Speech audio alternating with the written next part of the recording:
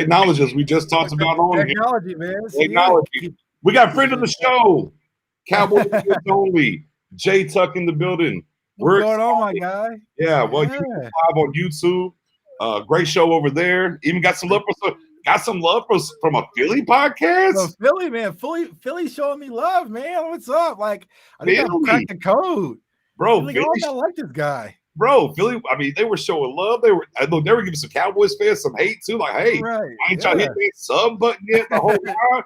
Hey, okay. Hey, you know you're putting in work. right. I cracked the code, man. It never happened.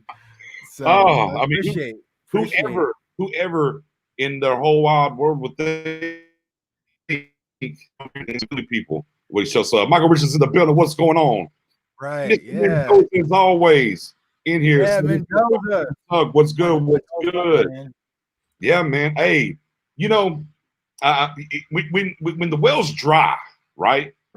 Like you live out in the country and that well is just dry, and all of a sudden, just a little water get down in there and it soaks up, and boy, you get so excited, man. I think that's how a lot of Cowboys Nation was today. Yeah, man. We just got a little glimpse. We heard a little stuff, and you just had to look in the mirror and be like, man, okay.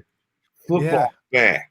Football's back. Football is back, bro. Like I was just saying, man. Like I was like, okay, Cowboys first practice, on Friday. Like, okay, no big deal. And then I was sitting back and I was watching Twitter and I saw like a little video of them running out. And oh man, the stars in my eyes started to light up. I'm like, bro, we actually about to do this. Like, it's really here. It is. Man, I tell you, I was at work today, boy, and I was going through the Twitter, getting the different things and seeing the different things.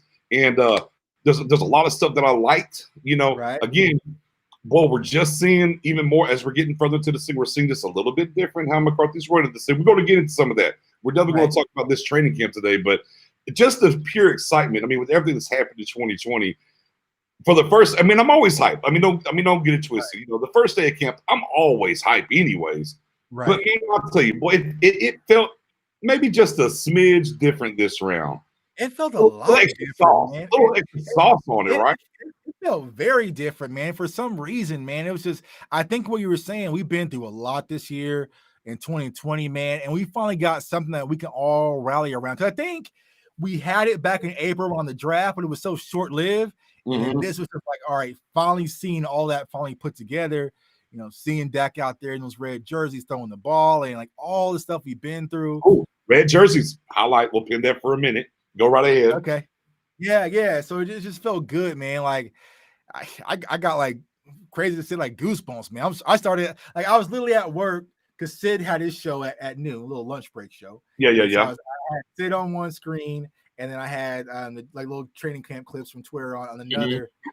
And then I went over to Ticketmaster to kind of see what I could find. You know what I'm saying? So like, let me not yet. let me check. So just dig in a little bit, see what's going on. Big bro down there in Houston, what's going on, brother? Glad for you to finally tune in.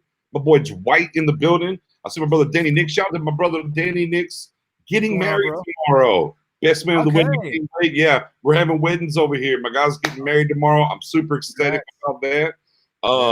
And as Michael Richards said, man, today was the best feeling in the world. Man, again, it's that breath of fresh air because it's a new coaching staff. We came right up off of signing OEG, and I can't blink. You can have the blink challenge with him if you like. Get ready, Cowboys Nation. I'm here to win games. I'm like, I don't know what it is, but I like it. Okay. Right. Look your killer in his eyes, man. Carson Wentz, Daniel Jones, Haskins, look your killer in his eyes. Man, did you see? Download the numbers against those right tackles. Yeah, man. Like I had some film loaded on him, but the show just got so fun. I even loaded up. But like, man, just watching this guy, it's just him and D Law is just a nasty thought, man. Because especially if D Law has a chip on his shoulder, like we all expect. It's a lot. It's a different feeling in Dallas. Like I said, I haven't had this in a while, and maybe it's new optimism, but damn it, I'm riding this wave and I'm enjoying the feeling. So absolutely, as we know in Dallas, you come crashing down quick. So let's enjoy it while we have it. Again, like I said, the McCarthy era, the honeymoon era continues for us right now, for sure. Right. And now it's going to continue all the way until we get into week one, and then it can come crashing really fast. But a different conversation for a different time. Right. Different conversation for a different time. We're going to ride the wave right now. With that being said, we're going to kind of set up the show. We do have another special guest here on the Stargating Live. Bluff City Cowboys is coming through the building. He's going to be here in a few minutes. Go ahead and give it a like, give it a share. We're on YouTube as well live right now. Fire them questions. As we're talking, we're going to take questions as well. You know, this is definitely going to be a community effort on this show because, man, what would it be if me and Tuck wasn't sharing with the nation right now? And our excitement, I want to feel y'all's energy and y'all's excitement too, because that gets us going as well. But with that being said, we put a pin in it because you brought it up a second ago. And I want to start with this. Differences from how practices are run that we can bird's eye view from the very first practice, and we know the 10 years of Garrett, right? Or 9 years, my bad. Right. Okay. Jerseys. Right. Subtle difference. Hey, we don't do that with the quarterbacks now. Oh, no. And look, and your guy A-Rod that you've talked about heavily over the time. And we can remember seeing him up there with McCarthy with that red jersey on with the green and the yellow. Like, oh, that kind of looks ugly. But again, subtle difference. Subconsciously telling them, hey, these are the guys. Don't stay off my quarterback. Yep. Stay off my quarterback. Stay off my quarterback. And what group did McCarthy be with today all day? Quarterbacks. Just again, we're going to highlight these little differences here because there's a lot. Hey, what unit started the camp practice today? Quarterbacks. Special teams, my friend. Oh, that's right. Yeah, special teams started. started. And then who came out? And then here's the thing, but let's start there with special teams. Something that was basically not really cared about for the past 2 or 3 years. The third phase of the game, McCarthy's setting the tempo early, saying, "Oh no. We're kicking this thing off with special teams." I know what the worst unit was last year. First and foremost, we're letting you know, hey, special teams matters here. Right. Some innuendos here. Right. Hey, you're allowing your DBs, your cornerbacks to backpedal, not open hip and run all of a sudden. Right. It's a small thing, but underneath the Garrett in the Tampa 2/cover 2, it was a lot of hip turn and go. It wasn't a lot of backpedaling. Again, small differences that we can kind of take away from. Like that kind of stuff for me as a football nerd gets me excited. I'm like, oh, it's definitely a different day. What were some of the things that popped out for you, Tuck? Yeah, as you mentioned, the red jerseys stood out. You know, the factor of being like quarterbacks will be a primary focus.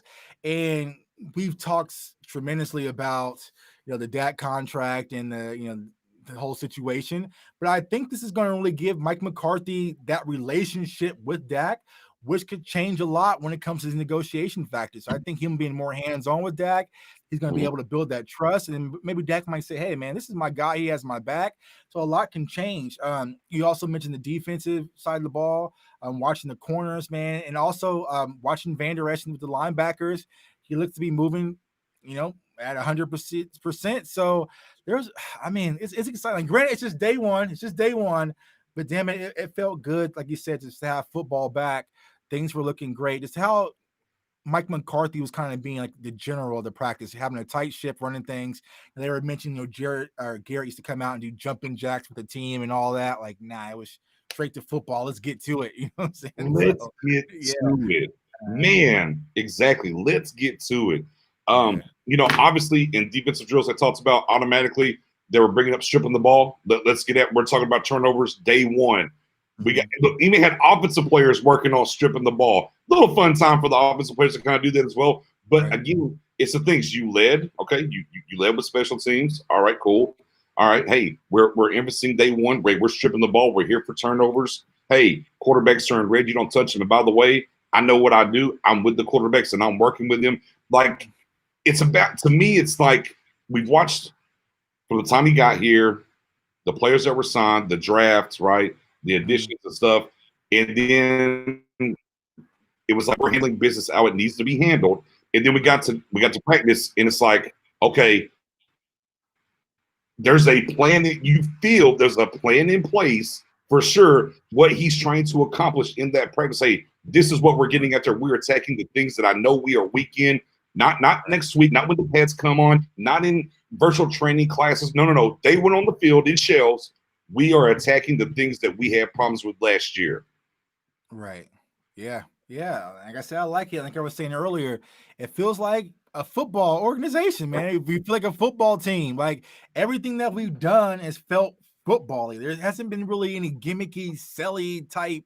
Like I said, even when you watch the press conference with Jerry and Mike McCarthy and Steven the other day, it wasn't the whole, chucking it up and laughing. Mike McCarthy was just sitting there, Mhm. questions to be asked, and he answered them, and that was it. Normally, it's just it feels like a football team, and it's something that I've been wanting in Dallas for so long. Like, granted, I love the lights and the glitz and the glamour and things that come with it, but eventually it really has to come back to getting back to football and winning football games. And I think that's kind of the mentality that Mike McCarthy is starting to instill in his guys. I mean, even them putting themselves in the bubble in the Omni, like, that says a lot. Like, hey, like, Right. we're not gonna wait, let the NFL do it. Like, let's be close to practice. Yep. Let's build as a unit. Let's really focus and deepen our relationship and really get this thing in sync while protecting ourselves and get ready for this first game for week 1. So that says a lot. And of course, I think Dak's the vocal leader behind a lot of this. So I agree. Our show Wednesday, we definitely, one thing I brought up, we talked about was that bubble. It was a highlight for us. Love the fact they're doing that bubble. We got a couple questions. Let's jump here. Michael, coming in with, did y'all see the Looney interview, Tuck? Did you catch the Looney interview? I caught a few clips of it. I didn't watch it in depth, but like I was telling Sid earlier, like, Looney's just a likable guy, man. Like, he's a fun guy. I would love to hang out with Joe Looney. So we'll see. But it seems like he was ready from what I saw. He's ready to compete for that center position. He feels like he's the starter right now, and he wants to hold that up. Now, granted, we didn't hear Tyler's and others' perspective, but I feel like Joe Looney is really ready to make that leap and step up. So we shall see. Yeah, I've been a Looney guy for a few years now. I love the energy. I think if for us to play football, Tuck, I know you play football, I play football. You kind of need a Looney guy in the locker room. Right. It keeps things loose. You need that. Yeah, and I think a lot of people don't understand from the outside looking in. Look, I'm not saying he's Nate Newton, but he has some Nate Newton-esque, I'm going to be the guy to keep it just light enough and not let that pressure really come in on us. Man, I love Looney. I love what he's about. Protect Looney at all costs. I put him for sure. I mean, I actually saw somebody tweet out today that they said, hey, they think the offensive line battle is over. Looney's going to be the center and McGovern's going to be the guard. And I was like, whoa, a little too early for me there. Right, yeah, not day one. There. But, I mean, McGovern at guard, I don't know about that. Your thoughts on that one there, Tuck? Yeah, I mean, we've gone back and forth about this, whether it's going to be Williams or McGovern. Like I said, it's just day one. You can't really tell right now. There's going to be so much to see. Like, I really want to see that if we're going to have access to it, the scrimmage. Like, that'll tell us a lot more. But it's like, day one, let's kind of pump the brakes, and we'll see what happens Sunday. I like Connor McGovern from what I've seen. Right. I think he gives us another dimension that Connor Williams definitely doesn't give us on the offensive line. Right. But I'm just going to pencil him in on day one and say the spot is his. So. Yeah, I mean, and we already know Cowboys Nation, Tuck. We already know, hey, one practice, the world's ending. We know what it is. Move on. The very next practice, it'll completely. Yeah, cut him. Yeah, Connor McGovern can be starting. So. Yeah, I mean, today Donovan Wilson played great. He should be the starter right now. 2 days from now, he's struggling. I'll get him out of here. He's a bum. So take it with a grain of salt, a little bit of a grain of salt. We got some great interaction. Guys, keep locking, keep sharing, keep firing the questions. Are y'all excited to know the best players will play and not the favorites instead of I'm gonna leave Jerry out of that, but I'm definitely gonna put that on the Jason and those RKGs, the right kind of guys. Right. I feel there's a change in the air. What about you, Tuck? Yeah, absolutely. Because I've been saying this when it comes to this new staff, they don't really know these players, so they're going to want to win right now. I mean, some of these players may have had a great relationship with Jason Garrett in the past, but hey, I'm not Jason Garrett, and so it's really like I want to find my guys, the type of guys that I like, and they might like something completely different than what the last staff liked. They might just like the tough raw dog attitude, like that might be their more their style versus Jason Garrett, like the guy who is more approachable and just went along with the flow. So we'll definitely see. I think if you see the type of players we brought in, a lot of them kind of have a new swagger and a new type of walk that we typically didn't see when it comes to players in Dallas. Ladies and gentlemen, we do have another special guest joining us. I told you earlier he's going to jump on here with us. Let's go ahead and bring him into the foray, if you will, Tuck. Okay, there he is. What's up, my guy, Marcus? What's going on, man? What's up, Tuck, man? Nix, thank you for inviting me, man. I really appreciate it. Marcus D. Jones is in the building, better known as Bluff City, right? Bluff City. Man, it's been a long time coming, Knicks, man. Appreciate you inviting me on. Yeah, no ifs and buts. I'll tell you what, before we end there, everybody keep giving a like, keep giving a share. Turn off on some questions right now, and we're going to keep talking some football. I'm going to let you jump in on this one because Sugg just got a chance to go. I got a chance to go. You just got here, Marcus. Are you excited to know that the best players will play and not the favorites instead of, the RKGs, the right kind of guys, as Jason used to call them? Oh, man, most definitely. That's one of the things I'm most excited about with the change in the coaching staff. Because when you look at Marinelli in the past specifically, he pretty much got to pick and choose whoever he wanted to start. Everybody knew Jeff Heath wasn't a starting safety, but he kept getting chance after chance after chance. Hey. Nick Hayden. Oh, yeah, there we go. Nick Hayden is not an NFL player, and he started for this team for 4 years. Those days are gone. Now it's purely about competition and who's the best 11 on both sides. So I love it. Hey, y'all remember what old Nick Hayden's nickname was, by the way? I don't know if y'all know this or not, but y'all remember what they called him? No, what was that? The Golden Cock. Don't believe me? Look it up. Just putting it out there. Just let it be known. Let me get to another one here. But my guy Buddha's in the building, says, I still see one more move coming. I'm calling Lear Wolford. It won't be Wolford as much as I would love that. He has opted out on the COVID. He's not playing this year is the word. Logan Ryan, hey, look, man, I've been on Twitter, beating the table. I've been on shows, beating the table. Give me Logan Ryan for 1 year. And it was like, well, he played a lot of corner and in the box and some. Look at the numbers. I don't care where you put him. Look at the production. Yeah, look at the production. Add this guy 1 year. Look, and I'm not trying to kill the salary cap because I know a lot of fans have salary cap as their favorite jersey. I understand that. Oh, yeah. 1 year. Oh my God, Bluff, are you okay? Bluff. But at the end of the day, 1 year deal, 6 to 8 million. We're right around 5.5 million now. You can make a couple of moves and go bring Logan Ryan into this thing. No ifs, ands, or buts about it. I'm big campaign. Like, as much as I know my guy Tuck is on this ride for Tampa, I don't bet in Vegas. We signed Logan. I'll put money down on the Cowboys of Vegas tomorrow. Period. Yeah. And the way that we've been making moves, I don't see the Cowboys not doing it.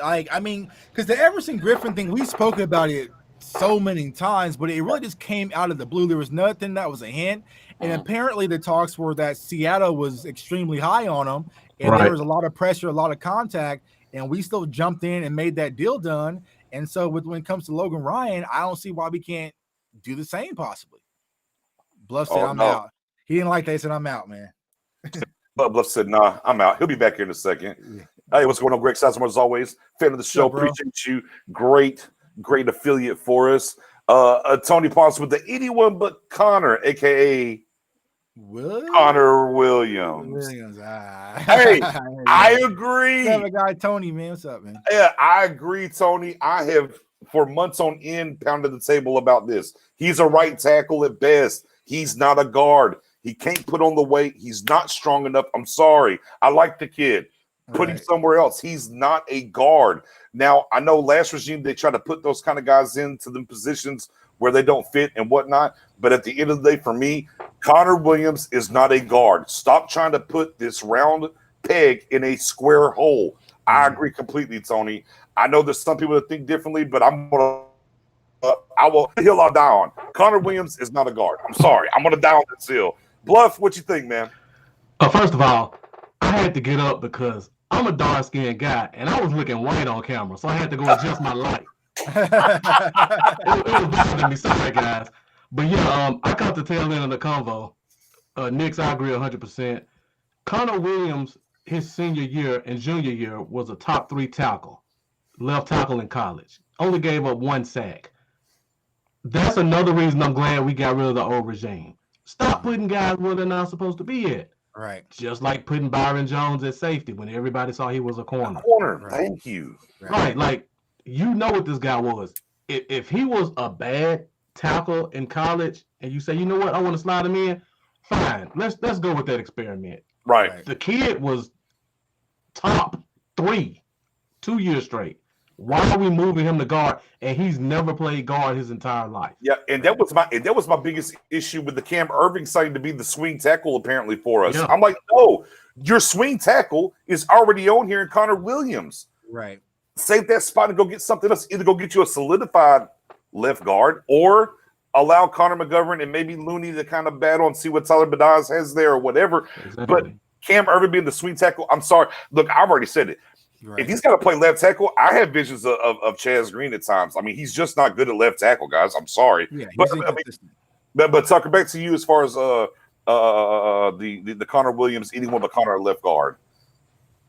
Yeah, like I said, I mean, I think we've spoken about Connor Williams frequently on this channel.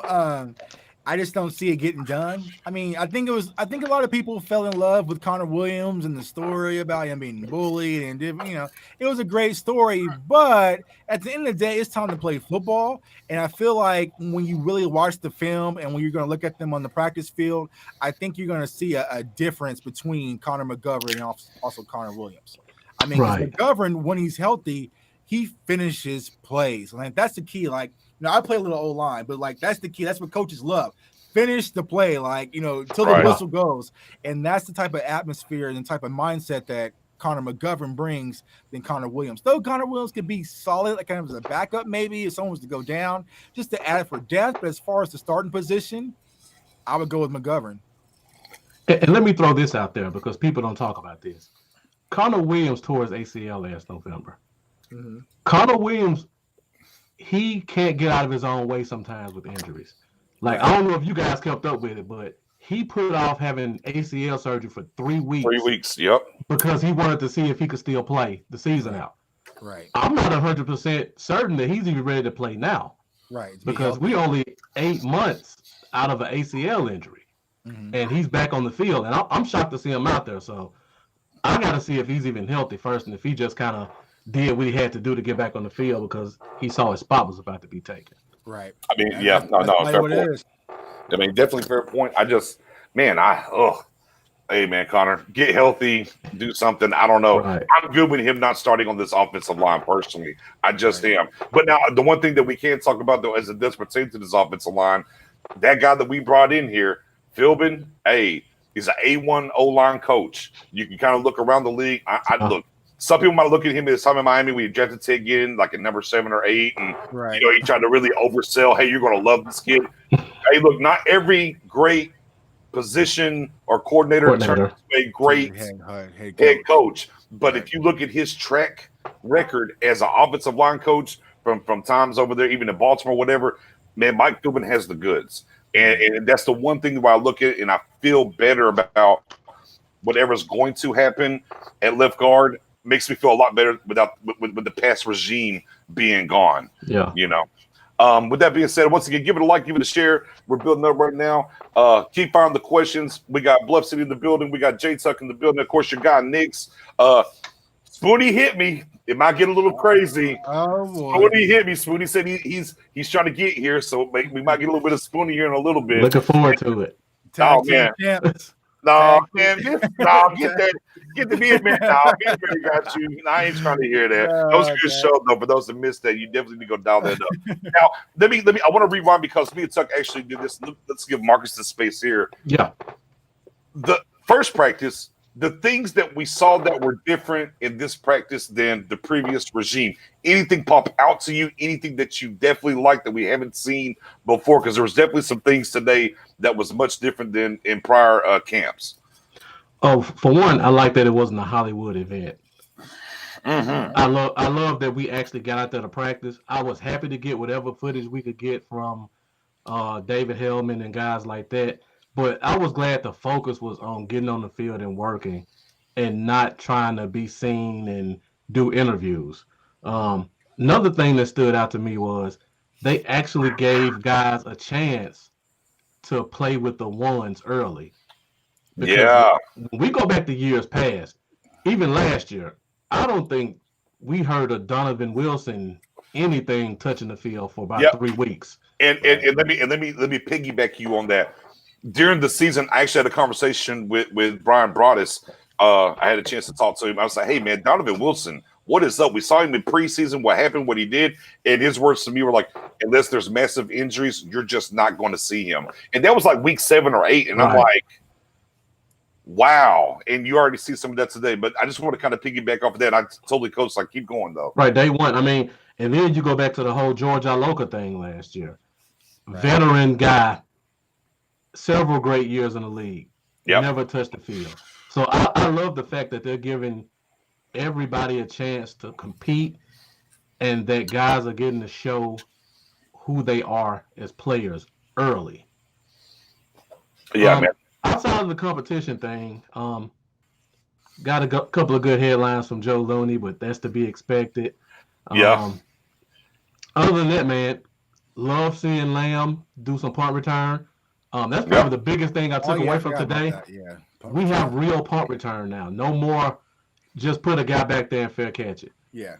Because Lamb's coming for TDs on offense and special teams. That part. And so that makes me really happy. Yeah, absolutely. Him and Cedric Wilson fielded some punts today. And, you know, I've kind of been all along. You know, I've kind of been, look, I don't care if it's Pollard. I don't care if it's Lamb. Get these guys the ball in their hand, as many opportunities as you can, and let them create. And I'm all for Lamb doing punt returns. Absolutely. Definitely. Interesting that Cedric Wilson, I think that's something, I mean, as you're talking about other guys getting a chance, Cedric Wilson getting a chance to do some punt stuff on special teams, as we talked about before you came on, they led camp off, and the first team that was out there was special teams. Again, just him saying, hey, here's the problem. We had an issue here. We're starting with this issue. Out of the 3 phases of the game, special teams was the worst. We're starting with special teams. Here it is, right? And then, of course, the stripping drills that they were doing, turnovers are a problem. We're working on that day one quickly. As Tuck so eloquently said on his show, it feels like we're running like an NFL organization should now. Exactly. Exactly. You know, it's been a long time coming too, man. Like you said, Marcus, like it was no circus lights, man. It wasn't full of media. And I think maybe because of the COVID situation, not having fans, because typically when we have training camp, there's autograph signing sessions, and so you got to kind of cater to the fans. Yeah, but I feel like today it was just football, and then back probably in the film room, back to coaches meetings, and so right. Man.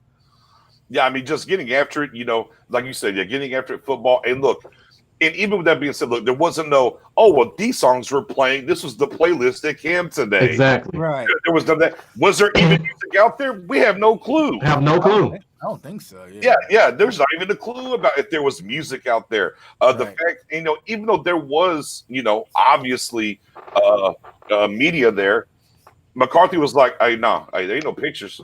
Ain't no pictures. Like, look, the Dallas Cowboys has a staff that's taking pictures. Exactly. And Shane Slater even said, hey, look, I got these updates every day. They give us pictures. I'll update with the pictures after practice is over. The tone has been set, even with that being said, back to the bubble you were talking about earlier.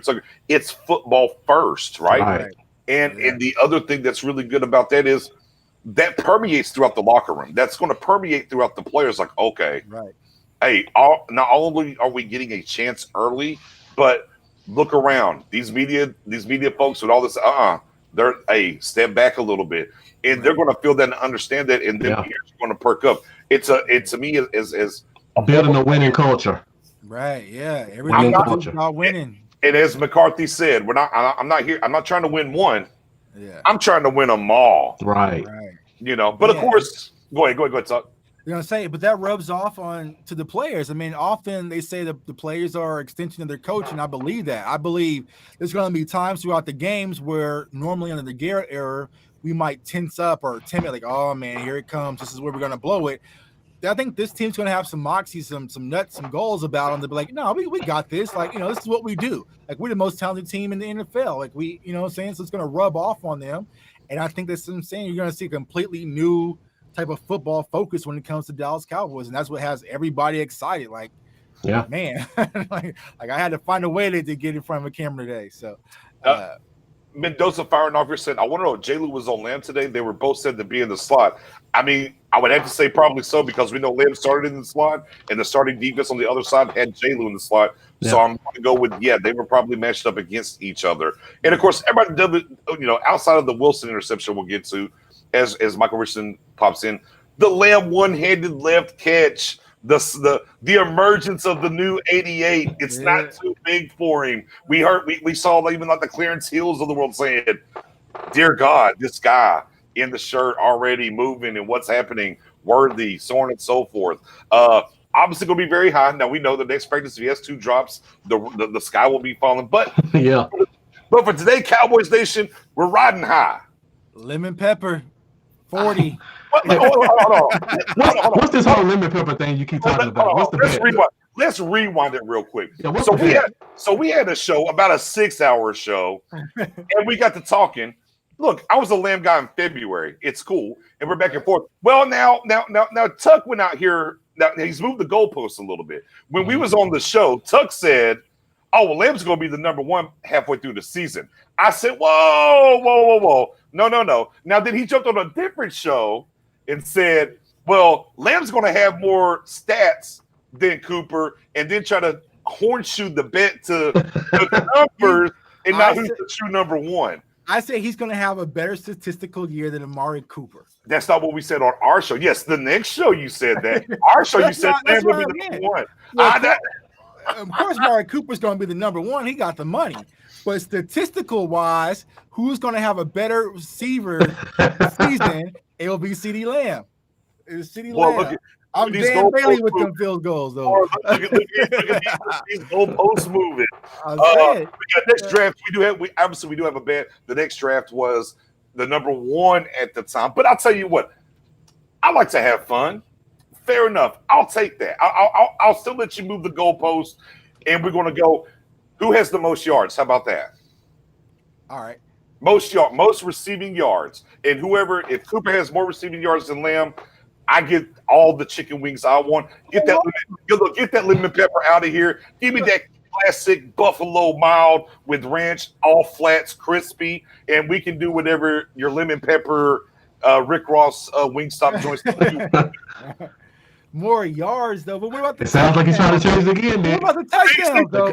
He just moving again. But he just moving. I'm saying more yards. Like, who cares about it's points, touchdowns. Oh, look at this! See, he just agreed to the yard, and now he's moving it again. Hey, are the punt returns going to catch? Are the punt returns going to count? Oh, those yards. Those ain't receiving yards. So you got to, Marcus. If you ever bet with Tuck, pay attention. All right. I'm the contract for my bets, huh? And you better get it in writing with him. He'll move the post real quick. We'll do yards. We'll do yardage. I'll do yardage. We'll do yards. The boy Woodard's in the building saying, "What's good, guys, man? We appreciate you tuning in, man. Give it a like, give it a share. Fire them questions off, man. We're all excited here. Bluff City's in the building. J Tuck, Cowboys fans only. Obviously, you're on the Stargate channel with your guy Nix. Man, we're just excited, man. Football's back. Man, we talked about the Lamb one-handed, the Lamb God, as my nephew in the building said, Lamb God with the flexing on him. Man, on the back door of that though, what with that boy Donovan Wilson, chance with the ones, jumped in front of old Blake Jarwin with that pick 6. Little pick 6 action. Now me been banging the table for him. What you think, Marcus? You got to go with what's who's performing. I mean, all the kid does is make plays. I wish my boy Jeff was in right now. He might be, but I pointed this out to him last year. I saw Donovan Wilson only play 1 drive last year. I think it was against the Eagles in the red zone, and the player caught the ball. He hit him, and March Lillard got an interception. And I was like, look at this. The one series he gets in, he causes a turnover. He didn't get it, but he clearly caused it. Right. All the kid does is make plays. And at some point, you got to stop ignoring that. Like, plain and simple. Yeah, I mean, and I think that's probably the frustration with the last regime, if you will. We would see guys make plays in preseason with live rounds happening and then just not get their looks and not get their just due and get a chance to go. As far as asking how Jarwin looked today, I know the stat line that we got was there was a couple of drops. Blake Bell had a drop and Jarwin had a drop. I think Dak was 11 to 17, somewhere around in there. Yeah. I'm not a big fan on these 7-on-7 stats. You know, I know people want to talk about it, but if we're talking about the drops, Jarwin had a drop today, and so did Blake Bell as well. But I mean, early on, you know, it can't all be good. We gotta have some bad, I guess. Yeah, it's practice, man. Like I said, people were just clamoring on for that Dak interception, man, and they just lit up. Like, you know, see, I told you. Like, it's practice, man. That's where you're supposed to mess up. Like, give it some time, man. Yeah, you know what I'm saying? At the end of the day, the other thing too, I don't know about y'all. I'm gonna bring this up. Yeah. I absolutely unequivocally hate this. It's trivial. It's fair. I understand that this is trivial, and I might be even a little bit petty on this, but I do hate the fact that Ben DiNucci took the damn 7 instead of the 1. I don't like it. Cooper just got up out of here with the 7. I don't want to see the 7 again. You picked the 1. I don't know why he went from 1 to 7 anyways. I need some clarification on it. I get it. Third string, whatever. It doesn't really matter. But you know what? It just sticks in my craw. I don't know why. I don't want to wear 7. Why's that? I don't know. Man, Cooper just got out of here. I didn't want that 7 Cooper funk on him. I don't even want it on him. Man, 1, 2, I don't care. Hey, look, Cowboys Nation, he can wear 9 for all I care. It is what it is. I don't care. Just not 12 or 8. He can wear whatever. I'm just not the 7. Well, so let me ask y'all this. Oh, before you go, Tuck, hey, real quick, Nix, can you put the YouTube up? I got somebody that want to hop in. Yeah. No. Yeah, I got to send it to a couple people. Hold on. I got you. Whoop. Hold on. Give me 2 seconds. No, not gonna let me post it. Just put it up on the screen and I'll type it to him. I'll tell you what. Hold on. I'll tell you what. I'm gonna inbox it to you real quick. How about that? That'll work. Sorry about that. Tuck, go ahead. No, go ahead. Go ahead, Tuck. Go ahead and ask that question, Tuck. So what I was gonna say, why is 12 and 8 and 22 so off limits in Dallas?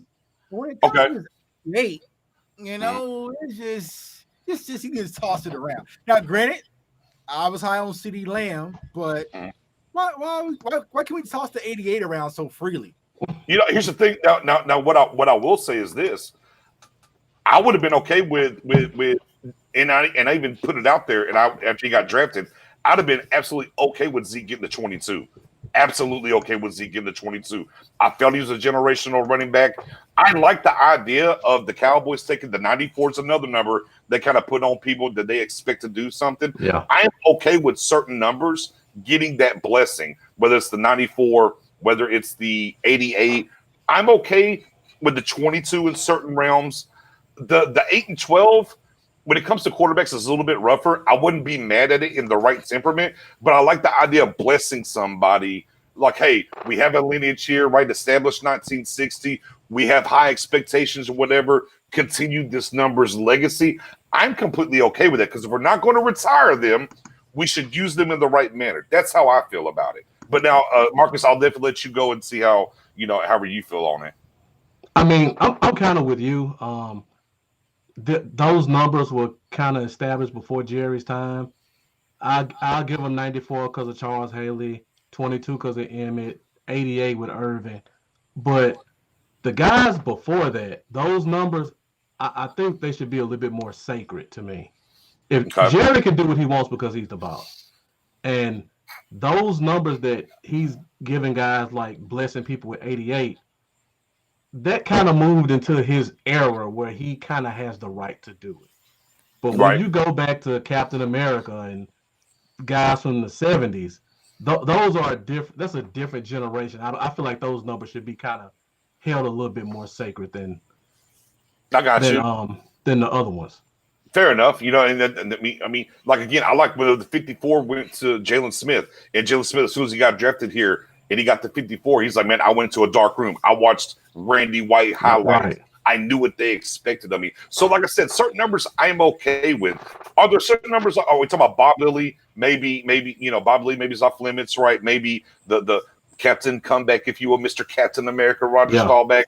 Maybe he's off limits. But I do think, there is lineage of certain numbers that should, that I'm okay with. Now, if they want to retire these numbers, I mean, there's only so many we can retire, guys. I don't know what we were going to do, So you got to find a way to incorporate them to be good again. And never forget about my dog Antonio Brown, the lost 88. I'm just saying he had some good things. I'll never forget the very end. Quincy Carter hit him against the Panthers. We came back at Texas Stadium, won the game on like a 78-yard touchdown catch. Had some good years after he threw the jersey in Parcells' face. They got up out here. Had some good years in Tampa. He had some good years in Tampa. Shout out to the lost 88, Antonio Brown, former of Pittsburgh in college. Yeah, obviously. And hey, Marcus, I hit you with that link in Facebook right now. Yeah. Boom. Yeah, they do throw the 33 around too. I don't like it, especially when I see cornerbacks and stuff with the 33 from Dorsett. Right. I cringe. I do cringe a little bit on that, for sure. You know, so hey, look, my boy Jeff's in the building said Antonio Brown was a true. Thank you, man. What's up, Jeff? Antonio Brown was a beast, man. People sleep on Antonio Brown, man. That's why I always call him the lost 88, man. Give my guy some love. Stuart Rogers, the unequivocal, he's going to bring us down some. Always, that's what he does. This idiot should have been retired already. I'm with him, man. I'm with him. I just can't. And people always took it's just a number. I just can't see CD in the 88, man. I'm just not feeling it. I'm just not. I'm sorry, y'all. It's just too soon. One thing I don't like about the 88 was when we went back to Antonio Brown and Dez Bryant, there was a story where we had to bring Drew Pearson in and Michael Irvin, and they talked to the guys and they blessed him with 88. Right. Jerry made that decision on his own to just give it to him. I mean, unless you believe Michael Irvin. Now, Michael Irvin has apparently his own record as well, saying he talked to Lamb as well about the 88. But now I don't. But see, I think, but the thing about but Lamb having the 88, that wasn't even for football reasons. That was just because of Jerry's own personal, you know what I'm saying? Right. Jerry talked about it, right? Former player, lame, blah, blah, blah. Yeah.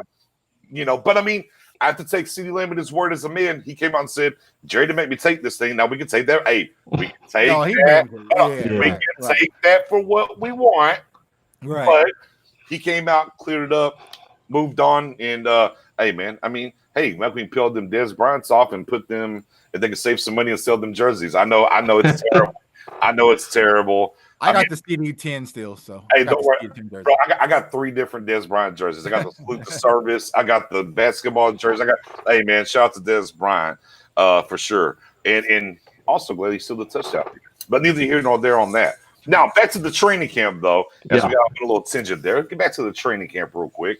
Aldon Smith. Now we know Everson Griffen's not gonna be able to practice till Monday, right? But Aldon Smith, you're starting right in. Do we read something into that? Do we think maybe he's further along in the progression? Or was it just, hey, Thomas Sewell's like, you're my guy, it's the first practice. Let me give you some love. What do you think? Yeah, I think it was pretty much that. Hey, you're my guy, you're here. Just go in there and see what you can do. But maybe it's probably to boost his morale. Maybe give him an opportunity to see what he can do. Throw him out there with the first team and just let it go. Because, I mean, there's really no harm of throwing him out there with the first team. As of right now, especially knowing that we have Griffin coming in soon. So let's just give him a look and see what you got with them. So but I would say that would probably put him higher on the depth chart though. I mean, because that lets you know that he's high as far as what we consider with the D line and with the depth chart. So I mean, for me, I was gonna say for me, and I said this a couple of weeks ago before Everson Griffin got here. You know, we were talking about projecting maybe some of the starters. I actually put Aldon Smith as a starter day one before we got Everson Griffin. I just think if he can produce and do the things he does with his guy as the coach of the D line, if we can get 70%, I know our boy Sid said 80. Look, 80 would be great. Yeah.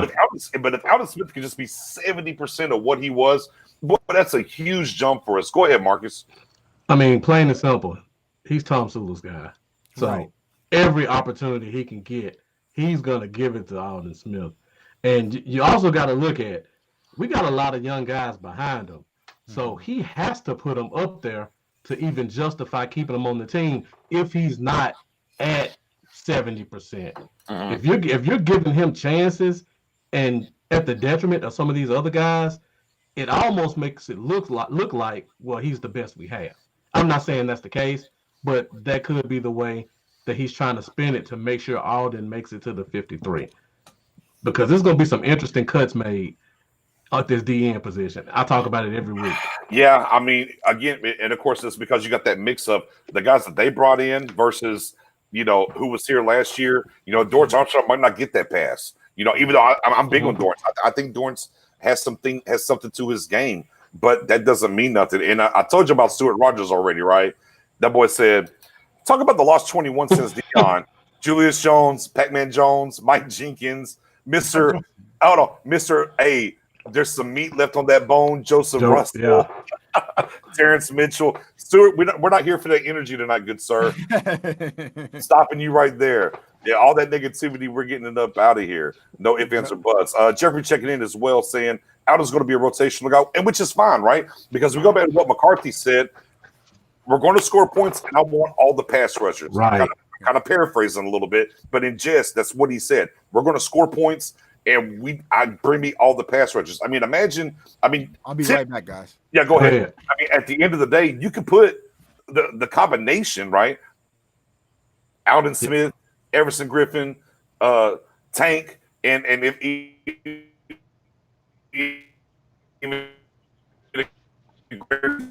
it's an for you, man. I mean, it definitely changes the feel of what we're going to be able to do. And you already know with those 4 guys coming off, and maybe a Jalen Smith is coming as well. Oh, and we're on the outside in press. I mean, you better get rid of the ball quick. Yeah. No ifs, ands, or buts about it. So I mean, for me, I look at what we used to call the NASCAR package and things like that, and the idea of the pass rushes when it's 3rd and 8, and the names and the guys that we can get on the field to really get after the quarterback is very exciting. Yeah. Am I Everson Griffin? I can't blink.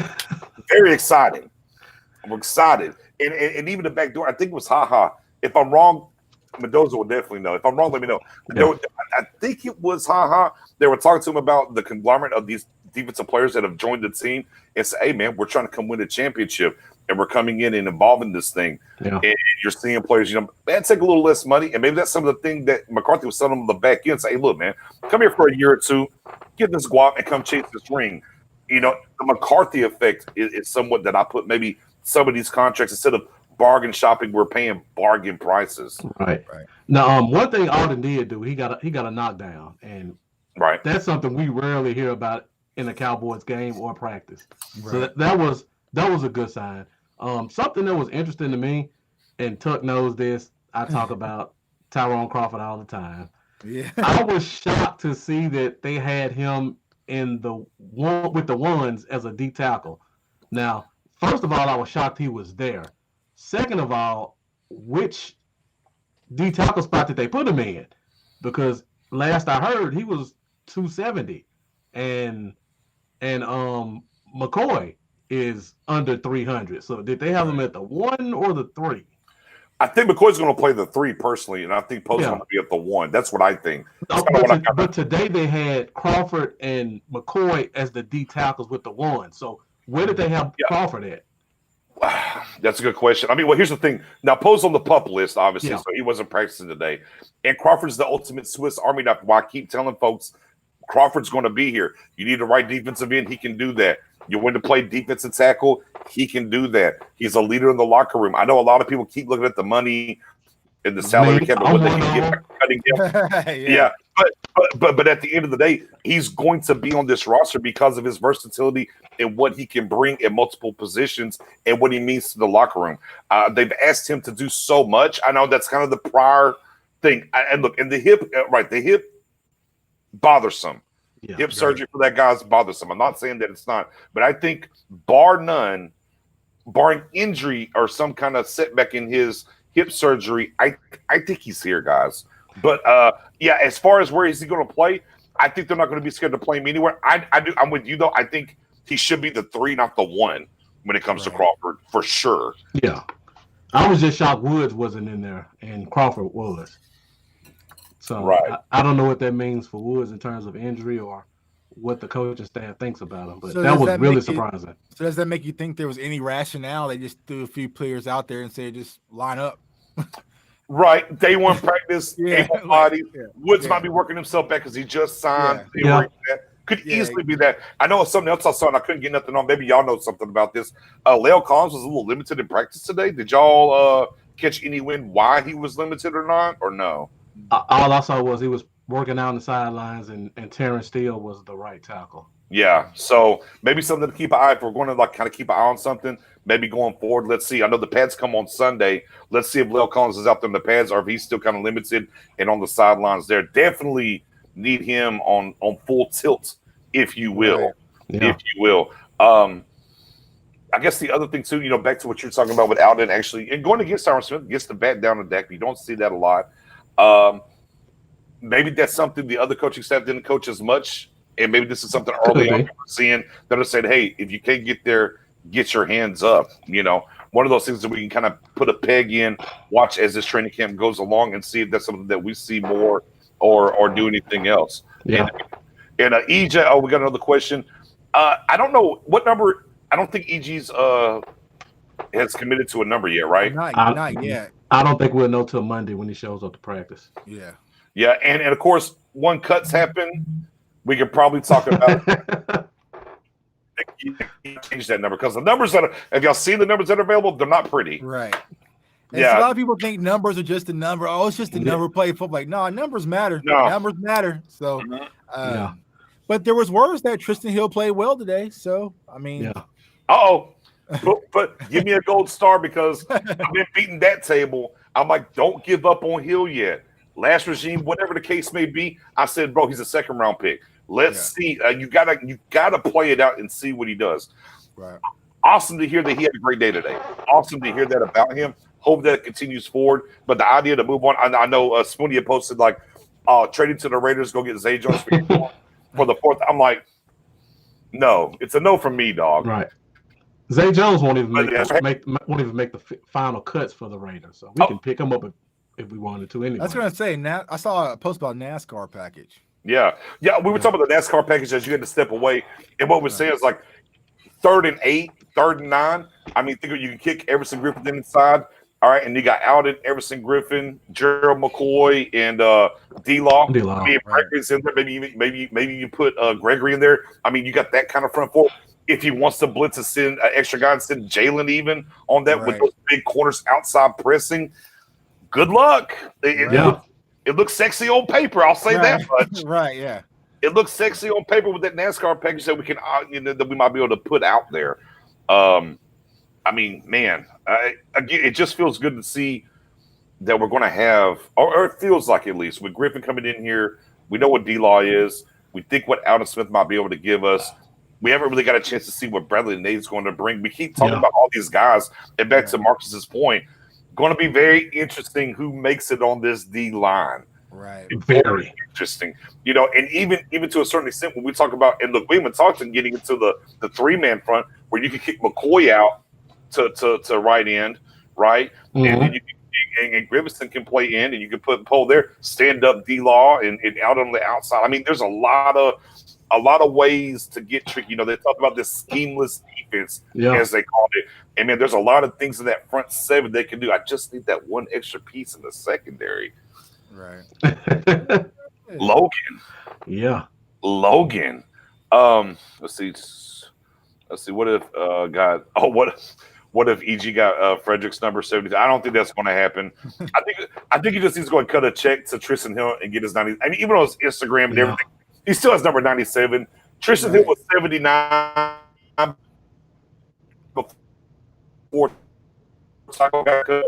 Go get the 97. Just get Griffin 97 and move on about your way. That's how I feel about it. Right. What do y'all think on the number for Griffin? Yeah, I think he will. I mean, it's not like Tristan Hill is selling tons of jerseys or anyway or tied to the number. Like, hey man, just let it loose, cut your little check and go on about your way, kid. There you go. And you can peel that Charlton off the back and just slap that Griffin off there and not lose any money. And not lose. Yes, Jeffrey, I've been begging the table. Logan Ryan, good sir. You're absolutely correct. I'm placing the bet on Vegas ASAP if they add Ryan. And I mean, hey, look, Steven at his word said after they didn't sign back, at his word said two pieces.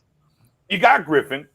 Okay, let me pivot on that. If it is another piece that we think they're going to add, Marcus, who would you like to see them add? I'm still on the Clay Matthews train. Mm-hmm. He can play some inside linebacker if you need him to. Right. He can also be a situational pass rusher if you need him to. That's another guy with versatility, ton of experience, championship pedigree. The head coach knows him well. I mean, he just checks all the boxes. Right.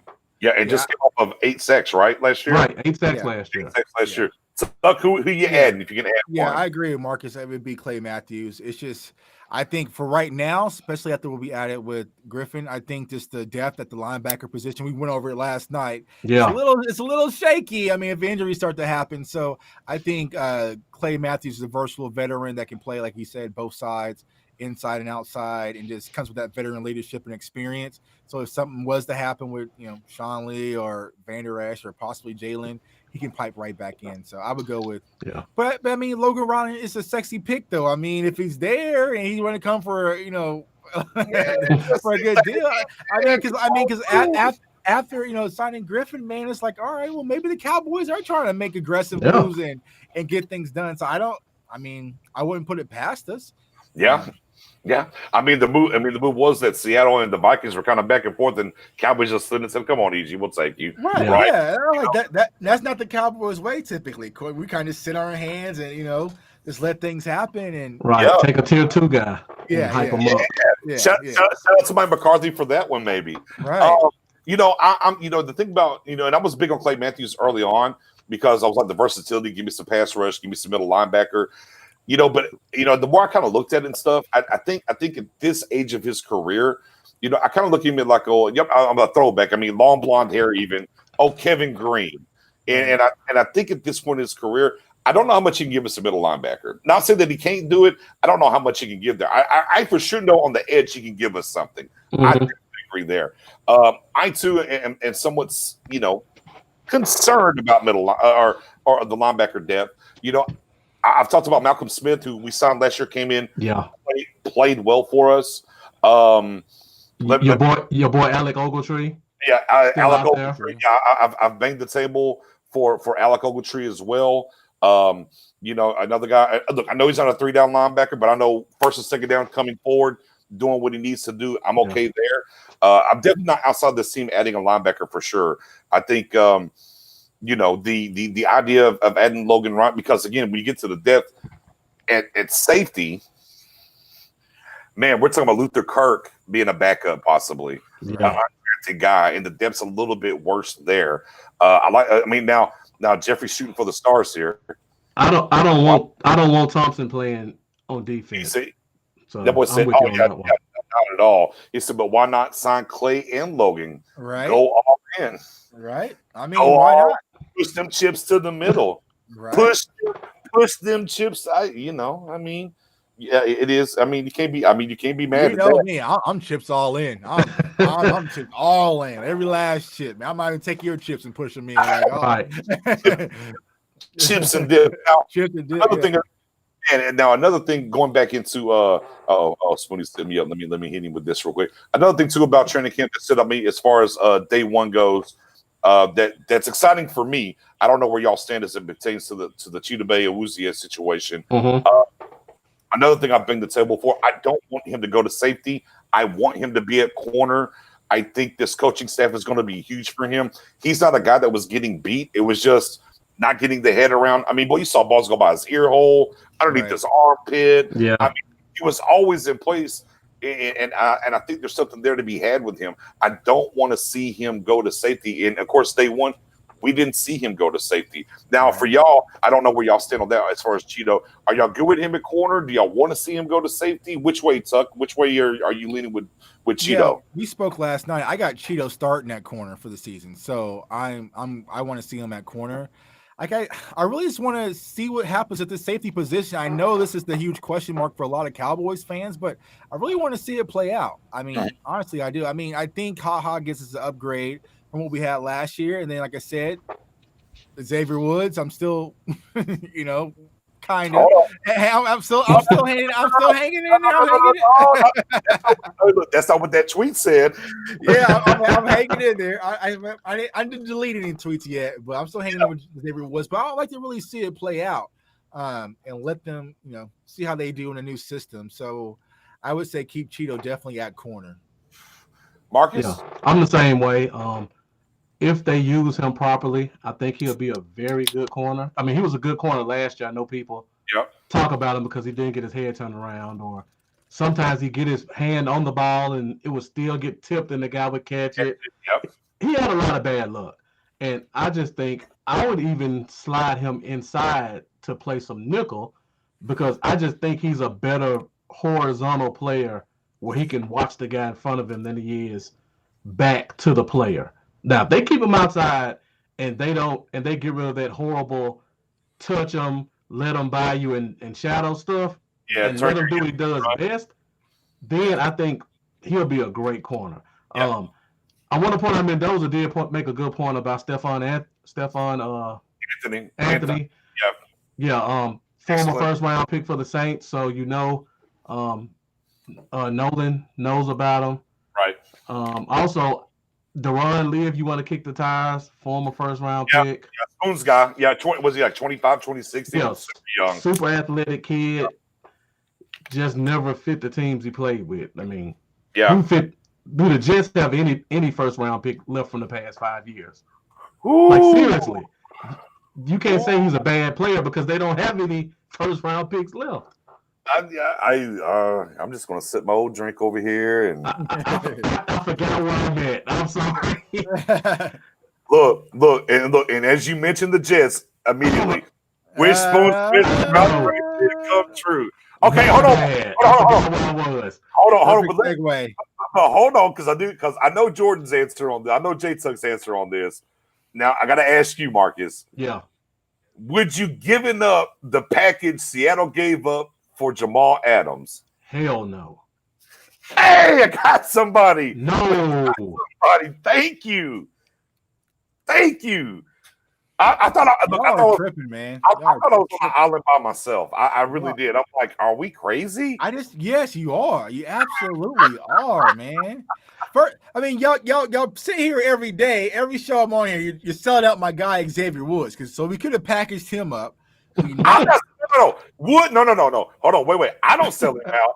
That's Food just tipped him up the Mississippi River for sure. So y'all sell out my guy Xavier Woods. We not having any college football this year, so the draft is already going to be messed up and slid. So that first round pick that Seattle gave up is already going to be a pipe dream anyway. So you really they gave up more than one first though. Yeah, so they gave up the first. So you gave up the first for next year, and then a third round, and then a player. So nobody in the comments is agreeing. A bunch of hell no's, hell no. It was too much for Adams. The whole nine. All right. Well, we play Seattle, so we'll see. When we're getting bowed on again, I don't want to hear. I don't know. I mean, his former defensive coordinator said he might get bored up there in Seattle. They don't have some safeties to do much. Yeah. So I was like, right. Oh. I made a tweet about that. When you're more concerned about doing things your way than you are about actually winning, that lets you know why the Jets are where they are. Yeah. You got one. Stewart, the Debbie Downer Stewart with the Stewart. My guy Stewart, he gets it. Considered it. Right. For me, it was the player. For me, the player was the breaking point for me. Xavier Woods. Yeah, that's a breaking point. I don't care who the player is. I need bodies. 2 firsts and a third and a player. I mean, that's just quarterback comp, man. I mean, that's just 2 firsts alone. I don't know. Maybe the 2 first third player. But going and getting Griffin did lighten that blow. So I'm okay. A first third this year in a player, I could have maybe bought into that, but. Man, I mean, hey, look, here's what that trade was. Pete Carroll says, man, I'm old. I got about 3-4 more years. I'm trying to get one, and whatever happens after me is going to be the next coach's problem. I'm out. I'm done. And Jerry Jones should be doing the same. Well, I mean, Jerry's only 80. And I'm not going to lie. On his look. And on his press conference, so we finally found him as we were on the look for him. Boy, Jerry. I mean, that yacht life kind of aged Jerry. I was like, damn, Jerry's looking old. He looked bad. He did. Yeah. Like, how much Johnny Walker Blue Label was on that yacht? Like, bro. No, I don't know. I was a little there. Hold on. Yeah. And Joshua says, "Hey, off topic, but do y'all think Jerry regrets not grabbing Earl Thomas instead of Baltimore?" Man, at the end of the day, I think that's so much water underneath the bridge. Yeah. I don't really think that's really in the mindset of them right now. To be honest with you, could they have paid him? Sure. And you know another thing nobody talks about. Another thing, because everyone says, "Oh, well, Earl Thomas started it and Jamal Adams did it." That's actually a lie. Actually, the year before Earl Thomas, the guy that started it was Eric Weddle, because Eric Weddle on his campaign tour said, "Oh, I grew up a Cowboys fan. I'd love to be a Cowboy, the whole nine." Right. And then went over there to the San Diego Chargers, signed a deal, whatever. I'm not saying jettison to Baltimore as well, and did the same kind of thing. So actually, it was Eric Weddle that kind of started that safety to Dallas thing to go get more money. Because they know how desperate you are for a safety. That's why. well, you scared of them didn't know apparently, and here we are suing with the new coach stuff. I guess. I mean, again, one of the things I preach as well. Got to see if they actually allow with the new coaching staff. I know this is hard for Cowboys fans because a lot of them have that post-traumatic Garrett syndrome, as I call it. Yeah, it is. Right. It's hard to let go. It's very real, and players would show and not get a chance. And I'm like, hey, these guys are going to get a chance. I mean, you heard this even before camp started. You heard the Lewises say, man, fresh start, right? Yeah. I can, I got an opportunity. And the kind of the same thing for Donovan Wilson. Hey, man, we saw Donovan last year. He'll have an opportunity to walk through that door that way. And we got to see that today. Now, how long it lasts, we'll see, right? We got to grade this thing on a moving scale as practices happen. But I mean, he got a chance to run with the ones for sure today, and we kind of saw what happened. So we'll see. But we still need a safety. I don't care. Jerry's looking old and is on his way out. The deal with the devil is about to expire. Damn, Stu. Going dark. Yeah. Man, you gotta watch. Man, you gotta watch those Stu, man. You definitely gotta watch. Outside of that, though, everything that you heard about training camp, post, anything that pointed out that you think that hits you a certain way, Marcus, by any way, or that we haven't talked about training camp specifically, no. But I want to say this about how I feel with Mike McCarthy. I think this thing is going to work, guys, and here's my reason why. When you go back and look at the Bill Parcells and the Jimmy Johnson, Jerry did let them kind of do what they wanted to do in terms of building the rosters and the team. True. The problem was both of those coaches were so outspoken that people still in the media went to them first to talk about the team. That's what Jerry doesn't like. He's a win first guy, but when you take attention from him, that's where he has a problem at. And I think with a guy like Mike McCarthy, who's going to give you a dry answer or just get out of my face all about winning, I think there's going to be a good enough balance to where Jerry can still start every press conference off with a 4-minute State of the Union address where he does all the talking. Right. And then you throw one or two questions to the coach, and then Jerry handles the rest, and the coach takes care of it on the field. So I think because of that reason, I think this McCarthy thing might work. I mean, I'll buy some of that. I'm going to sell some of that. Okay. Because one of the earlier things this year, there was a question directed at Jerry, and Mike McCarthy said, no, Jerry, I got it. And he answered it, and it wasn't a problem. I think to a certain extent, and I've kind of said this for a while, and I'm obviously open for rebuttal for either one of you guys. Jerry is the mouthpiece for sure. For sure. But I definitely believe, again, we're looking at the change of philosophy on the draft and how we're getting players in here. I think we need to put a little bit more, because everyone said, well, Jason Garrett's a puppet. No, I think they let Jason Garrett run it how he wanted to run it, and that's the players that we brought in, the things they did, because they allowed him to. Now, Jerry was going to be the mouthpiece still, but they allowed Garrett to go do whatever it is that he thought was going to put this team over the top. And I think early on we're seeing that with McCarthy as well. Yeah. I think, and obviously Jerry's never going to be able to outlive what happened with Jimmy Johnson. No matter how much Jimmy Johnson's going to tell you, he wanted out. If you look at his coaching career, he never lasted anywhere very long. And some of that was on him just as much as Jerry.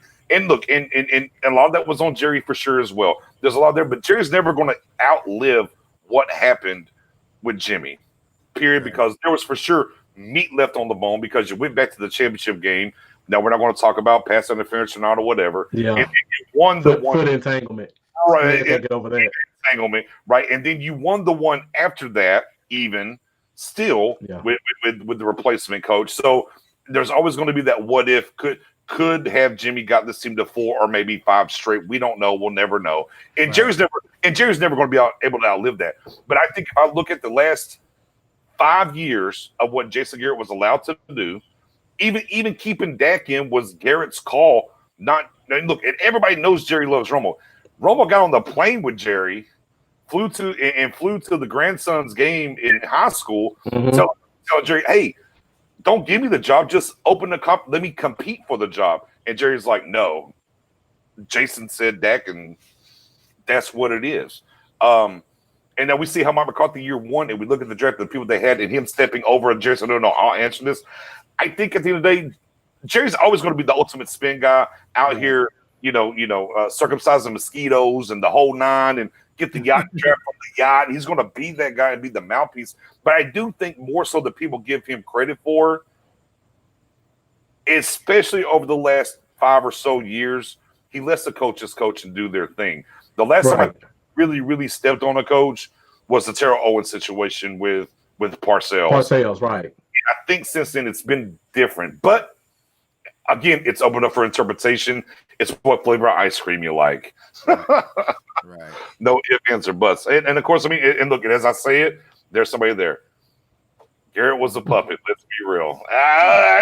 Okay. Well, I think he was a puppet, but I mean, he was smart because he knew how to maneuver and survive in Dallas. I mean, the way you survive as being the head coach of the Dallas Cowboys is you do not piss the guy upstairs off. And so, I think that was one of the things. But you kind of saw when Jason Garrett started the whole going for it on 4th down thing, like that was all like echoed from Jerry. And it's just like, so that's what I worry about is like eventually it's going to come down to, is Mike McCarthy going to ever push back on Jerry? And if he does that, how will Jerry respond? Like, I feel like that's going to be the key indicator of how the relationship will go. Because if it's something that Jerry is very strong about and Mike McCarthy's like, nah, we're not going to do that, then we all know how Jerry reacts when that happens, when he's going to be like, all right, now you messed up. All right. Yeah. All right, man. Yeah. All right, bro. So Kellen Moore. Let me talk to Kellen Moore and see. I think he's a great head coach candidate. So that's exactly. Things. But I think for now, as long as Mike McCarthy really doesn't overstep that boundary and kind of learns how to maneuver. I mean, we all have jobs. We learn how to do it at our day. Don't piss your boss off and say, I'll do it. I think as long as Mike McCarthy can pivot and navigate through that, he'll be perfectly fine. I think Jerry, like I said earlier, trusts Mike McCarthy, and so he's going to let him do what he brought him in to do, which is try to win football games. Yeah. Fair. I mean, and again, it's flavor ice cream. It's fair takes all across the board there. Right. I think, it's kind of like the quarterback position when it comes to Jerry. They get too much line share when they win, and they get too much of the blame when they lose. Right. It's kind of the same thing with Jerry. Overall, I think if they're winning, he's look. You already know he's going to be front and center. Yeah, right. Waving that flag. Oh yeah, it was all me. Yeah. But and when they lose, everybody's going to ride on him, and the coach is a puppet, and Jerry needs to get out of the way, and the whole 9. So man, look, look as I tell a lot of people, I have a saying, it comes with the check. Right. And at the end of the day, as being a Cowboys fan, when it comes to Jerry, man, hey man, it comes with the check of being a Cowboys fan at the end of the day. Right. There's not much you can do or not on that. And of course, absolutely. I mean, winning cures everything. I mean, hey, if Garrett won just 10 games and won the division last year, he might still be here. Right. He might still be here. If we had an adequate backup quarterback so that Dak didn't have to go out there with a dead ass arm against the Eagles, we might win that game. We win the division. And we'll still be sitting talking about, well, Garrett opened camp today, guys, and he was clapping it up and da-da-da.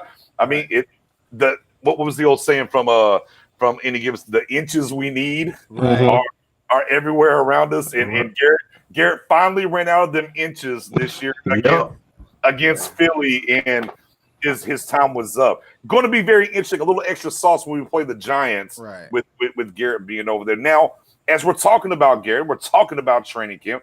Dak Prescott had an opener. By the way, killed his press conference. Guys that don't. I mean, on the field, off the field, he's the whole package. I'm not even going to get into that. You don't even have to, Knicks. Yeah, not even going to get into that. Hey, you saw my rant. Yeah, you are. Yeah. Good. But with that being said, man, he did have an interesting line or two in that conference.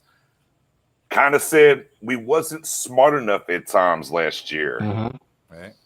Interesting, now Dak's not one to really take slugs or shoot slugs, but in the world that we live in today, in the backdoor tuck going off about Drake earlier today, the king of subs, this is, if you will, in Drake.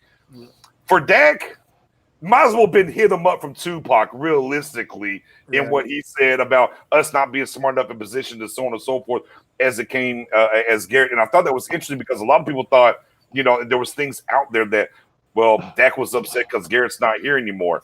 I don't think that's really the case, guys. What were your takeaway when you heard that? What did you think about that? I'll start with you, Marcus. I mean, first of all, Dak says and does everything right. Right. Like, Dak is an amazing player, an amazing person. I just can't see why anybody would hate on him. I just got to say that. Going back to this, he called it like he saw it. I mean, plain and simple. Everybody who watched the game knew what was going to happen. We're going to run it on first down. Second down, we're going to look shaky. Third down, we're going to do an incompletion. Right. So he wasn't wrong with what he said. I guess the question is, how much of that do you allocate to Garrett and how much do you allocate to Kellen Moore? Because people forget, Kellen Moore has never called plays before, never called an offense. So some of that goes back to Kellen Moore as well, but I feel like that was still kind of a shot at Garrett. That got handed. Okay, hold up. We'll pull it back up. All right. I'm going to put a pin in that. We'll pull it back up. Tucker, I got two questions for whoever said that. I ain't got the energy to run it back, man. I gave all I had on my show about that. But I was going to say about the whole Jason Garrett comment. Yeah, I mean, we all seen it. I mean, it was understandable. There was a lot of situations where we left with head scratchers last season. We were very predictable. But, as Marcus mentioned, I really wonder what was it between Kellen Moore and Jason Garrett. There's always a rumor that Jason Garrett took over the play calling or was overriding Kellen Moore. Because I remember the first two games, there was so many motion plays. Dak was calling audibles. He was doing and then all of a sudden everything just stopped. And I was like, where did it go? It never came back. We had jet sweeps. We had so many different looks. Right. And I'm like, oh man, this is exciting.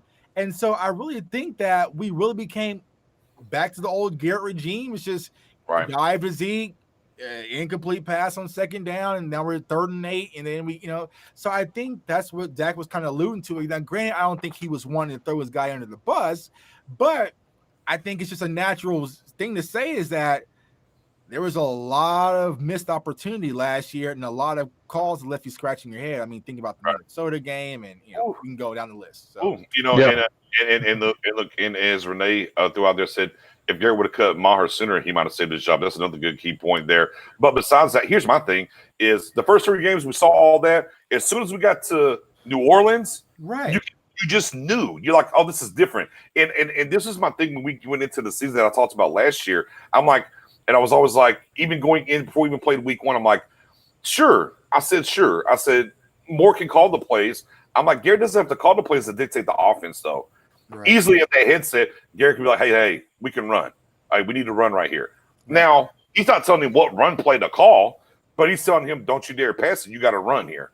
And that facilitates and kind of changes how this offensive coordinator wants to roll and move and do. So it was like, whenever we played teams that had a strong defense that were good, it seemed like Garrett's hands were on the play calling a little bit more than teams that he felt like we were going to be able to line up and beat. And that obviously was an issue. Now, with that being said, because I know Marcus definitely wants to get back here to Larry Sosa. I'll let you cook this one. They said, first of all, Dak is a backup of any other team. I mean, bro, he's a top 10 quarterback, but okay. But I see that. I don't even want to answer this guy. There you go. That guy hit a Lamborghini when he came into the league, carried by a team, doesn't carry team. The floor is yours, Mark. I got 3 questions for you, Mr. Sosa. When Dak came into the league in 2016, who were his starting wide receivers? Dez Bryant, Terrence Williams, Cole Beasley. How many of those receivers on the team right now? Mm-hmm. How many of those receivers are in the league right now? Even a better question. Then we go to 2017. Pretty much the same thing. How many of those guys are in the league? 2, 3 years removed from the NFL. Not even there. Then you go to 2018 for the first 8 games of the year. Can you name his starting receivers? Are they even in the league right now? Because the last time I checked, none of them are. Right. And if you really want to get specific, the top 4 guys aren't on the team. The only one from that team that was really left was Michael Gallup as a rookie. But see, So- Marcus, you speaking facts though. They don't want to hear facts. Dak's been in the league for 4 Eye test. Yeah. Dak's been in the league for 4 years. For 2.5 of those years, there's only 1 receiver, 2 receivers that are still in the league right now, and none of them are on this team. So how can you say he had such a great roster that just carried him when he's only had 1 full season of a great receiving core? My guy just said Dez won't go to the Hall of Fame because of Dak. All right, we're done here. We're all right, fam. I'm gonna go ahead and head out on that. If you want your picture to pop up on the screen, just say so. Like, Yeah. I mean, okay. But that's what I'm saying. It's like, People act like Cooper's been here for 8 years. but I'm saying if you want to be a Cowboys fan and you hate Dak so much, like there's so many other teams. Like it'd probably be fun to probably be like a Browns fan or something. Like, so why are you here? Right. If he's that bad. Like, nah. I never understood the Romo hate. I'll never understand the Dak Yeah. hate. I remember going through the 2016 season, and I did 3 hashtags. I put hashtag Team Romo, hashtag Team Dak, hashtag star over everything. Period. I will say this: Romo did warrant more hate than Dak does. I know. I think you're wrong there, personally. No. Oh no, because Romo carried teams after the once the Garrett got here, Romo carried teams to 8-8 that should have been 4-12 or 3-13, and broke his body up doing that. But I'm saying there was a lot of games where you sat back and watched Romo and then like, what the are you thinking? Yeah. Granted, the most memorable one, because my grandma, bless her soul, was on Thanksgiving Day against the Panthers. And I had a house full of people from the church for Thanksgiving, and I was like, "What the are you thinking?" She sent me downstairs, but I'm just like, but Romo has given us more of those type of moments. Right, but are you talking about when he came back after being his collarbone broken? And getting it broken, getting in that game, and we won 4 games the entire year, but we only won 3 with Romo as a starter. Remember, you're throwing Romo under the bus for that moment. But I'm saying, tough scene. But this is what I'm saying. Dak hasn't really given us those moments to really, think about. Like, what are Dak's worst moments? The Atlanta game when Zeke was out. Like, what is Dak? Well, and it wasn't really Zeke.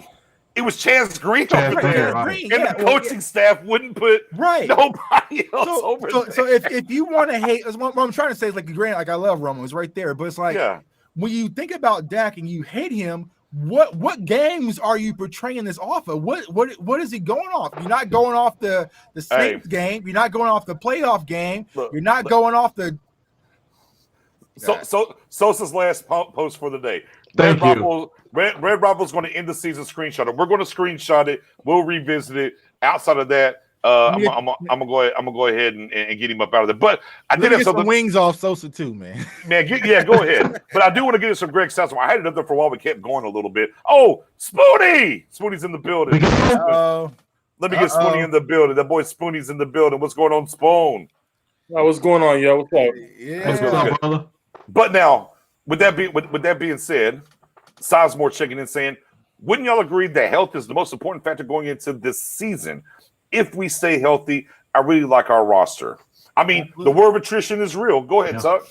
Yeah, I mean, we talked about Logan Ryan, Clay Matthews, those type of players, but honestly, that's just being greedy. I feel like right now, with what we have more than enough capable roster to go the distance. So, yeah, I think that's really what it comes down to. I think the players alluded to that when they mentioned that's why they're kind of going to the bubbles. The team that stays the healthiest has the better chances of winning. So that's why, having depth, having that secondary, all those different players that we've been speaking about for so long, that's definitely going to add to the fire for this season. Because, like I said on my last show, knock on wood, I mean, I think there's going to be a lot of injuries that starts to amount throughout this season. So it's really going to be come down to last man standing. So depth really makes a difference. Right, definitely. And to add on to what you said, if you look at this team and the depth we have, even if we sustain injuries at certain spots outside of maybe linebacker, if you put our backups in, that's still a better team than we had during 2018, 2016. Right. Like some of these guys who are going to be backups now were guys who were starters for us. When you look at Anthony Brown and Cheeto and possibly Tyrone Crawford, Connor Williams. So we have depth. So health is an important factor, but I think we have enough to weather the storm if it does occur. As we said last night on Marcus's show, I mean, we carve a lot of our bench players off, and we can make a top roster out of the NFC. Right, offensive line specifically. Yeah. So I mean, just saying. Yeah. I'm gonna take this a step further from Renee real quick. He said Garrett wasted Romo's career. Dak is fortunate that McCarthy is the head coach now, which is true. But Garrett also wasted Dez, Witten. I mean, we kind of go down the line there a little bit, but I mean, it is what it is there, right? Now, with that being said, Spoonie, let me give you an opportunity. As Greg Sizemore is happy that you have finally showed up. Let's put it back up there again for the folks in the back that didn't hear. Training camp. Now, Spoon, we know you long-winded. All right. I need you, but I want to let you give the people what they want real quick. Condense. I just need you to condense your thoughts of Training Day Camp 1 real quick. Fun. Finally see the guys get out there. Especially new team, new head coach, new different direction, different attitude. That to me, that's the best thing. If you're a Cowboys fan, you should be excited just to see, from the off season what we went through to the draft to what's going on right now. You should be getting excited about this. It's something fresh and brand new. Okay. Boom. Thank you, man. I wasn't expecting such contriteness from you. Right. All right. Mendoza with a good question here. 3 most important factors moving forward. Marcus, I'll let you go first. Definitely coaching is number 1. Mm-hmm. Number 2, special teams. I think that's very important and people underrate it a lot. And not sustaining injuries. Like, I think if those three things happen, well, we have coaching. But if those 3 things stay well, I think we're gonna go far. Yeah, and of course, and even to piggyback off one of your 3 points there, McCarthy started training camp. The first phase was special teams. Yeah. Hey, it matters. It's important. Tuck, 3 most important factors for you moving forward as we go through this camp. Yeah, I'll kind of flip it off of what Marcus said, but I would say injuries is the main important factor to staying healthy, and then coaching. And then I would say third, I mean, granted, special teams does matter, but it's just really adjusting. I think it's just really getting this team acquainted with this new staff, learning as fast as we can with this short environment when it comes to the training camp, and really being prepared for week 1 to hit the ground running. Because, I mean, we all know you really can't afford to get behind the curve, they ball, with the 0-3 start or on a slow start and try to build up, because sometimes that can make the difference. Now, granted, in our division, we can always probably make up the distance, but I think it's really just learning the staff and the system and getting off to a good start, which is the most important factors. Bird.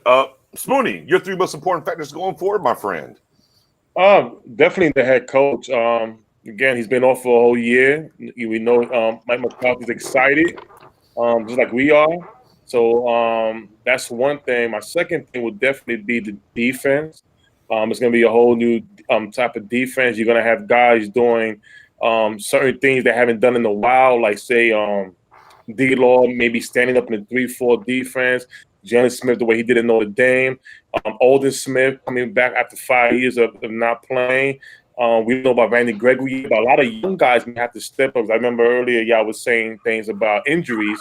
So defensively is my number 2 thing. My third thing is going to be more of just buying into the rules of this bubble thing.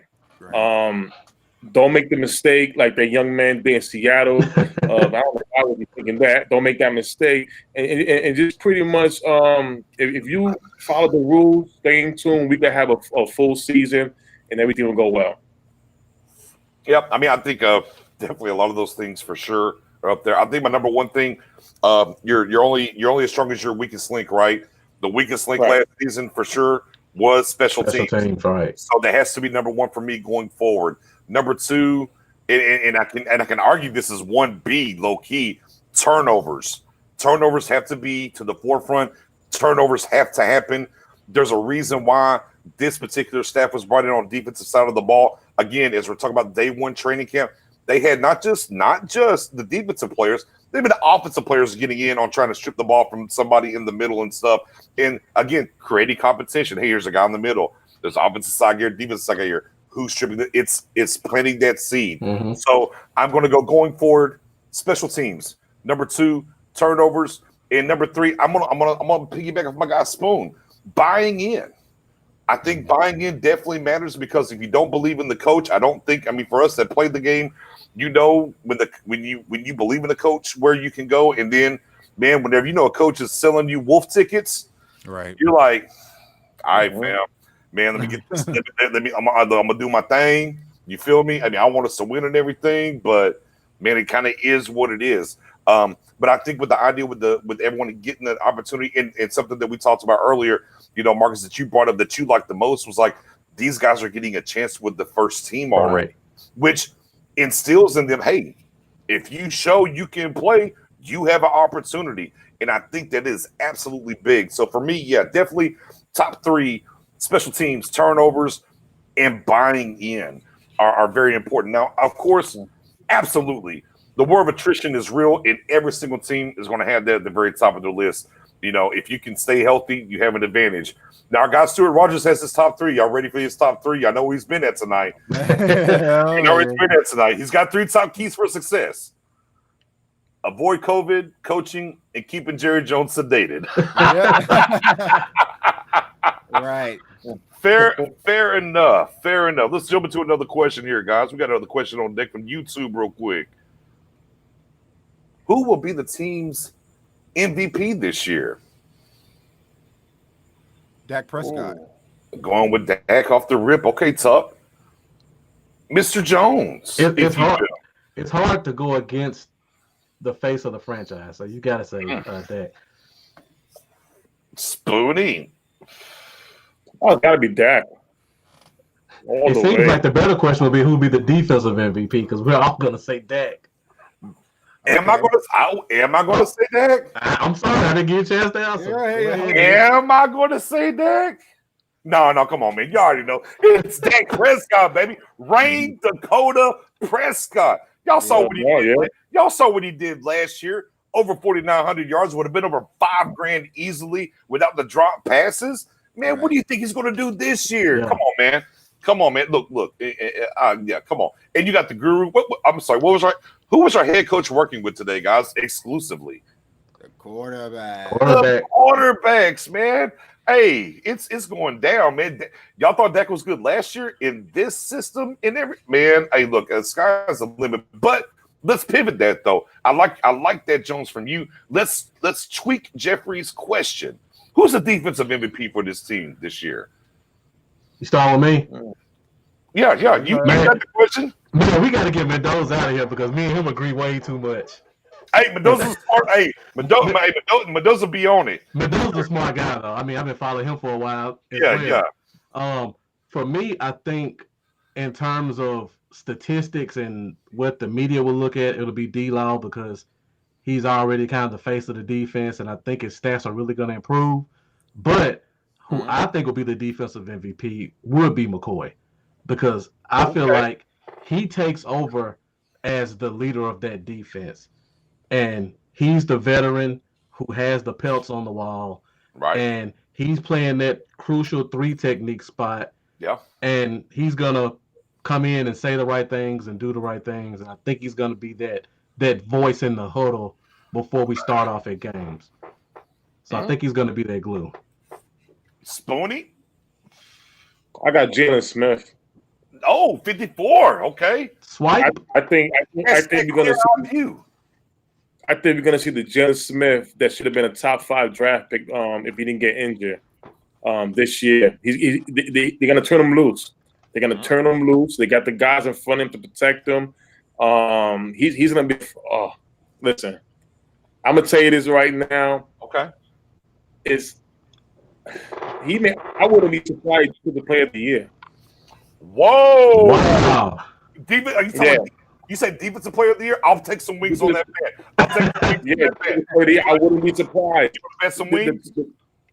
Maybe we can bet some wings. We can some wings. I'm taking that. Yeah, I wouldn't be surprised.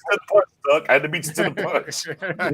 The reason why I say that, for this schemeless defense, he's gonna be doing a lot more than just staying back there. He's also gonna be rushing the quarterback a little bit more. So you're gonna see some sack, you're gonna see some tackling, you're gonna see a whole lot of that. I think you're gonna see the Jalen Smith that should have been a top 5 pick before he got injured in Notre Dame. So, all right, fair enough. Jay Tuck, who you got? Defensive MVP. Man, you know, the Ultimate Warriors, the Yeah, Rockers, man. Yeah. I mean, 20 tag team champs, man. Oh. I agree. Jalen Smith, I think I mentioned one night. You know, want some wings? Are you No, going not going off. Now I'm not jumping off the top rope with him. But yeah, I think Jalen Smith, like I think I said this one night on your guys' shows, that I think he has another level to reach. And I think he's going I to agree. reach I do agree. Definitely. all the reasons that Spoonie mentions, that with that D line, they're going to keep him clean, so he's able to move in different scenarios. They're going to place him over the field, outside linebacker. So I think Jalen Smith was going to be that cornerstone. And I also think Vander Esch as well. I think Vander Esch. Don't cheat. You only get one. All right, just one. You Yeah, only get one. Marcus had two though. Marcus had two. He said D-Law McCoy. Cheating. Okay. Cheating. All right. Jalen Smith. Y'all are all wrong. Obviously, it's going to be Xavier Woods. Right. Yeah. My bad.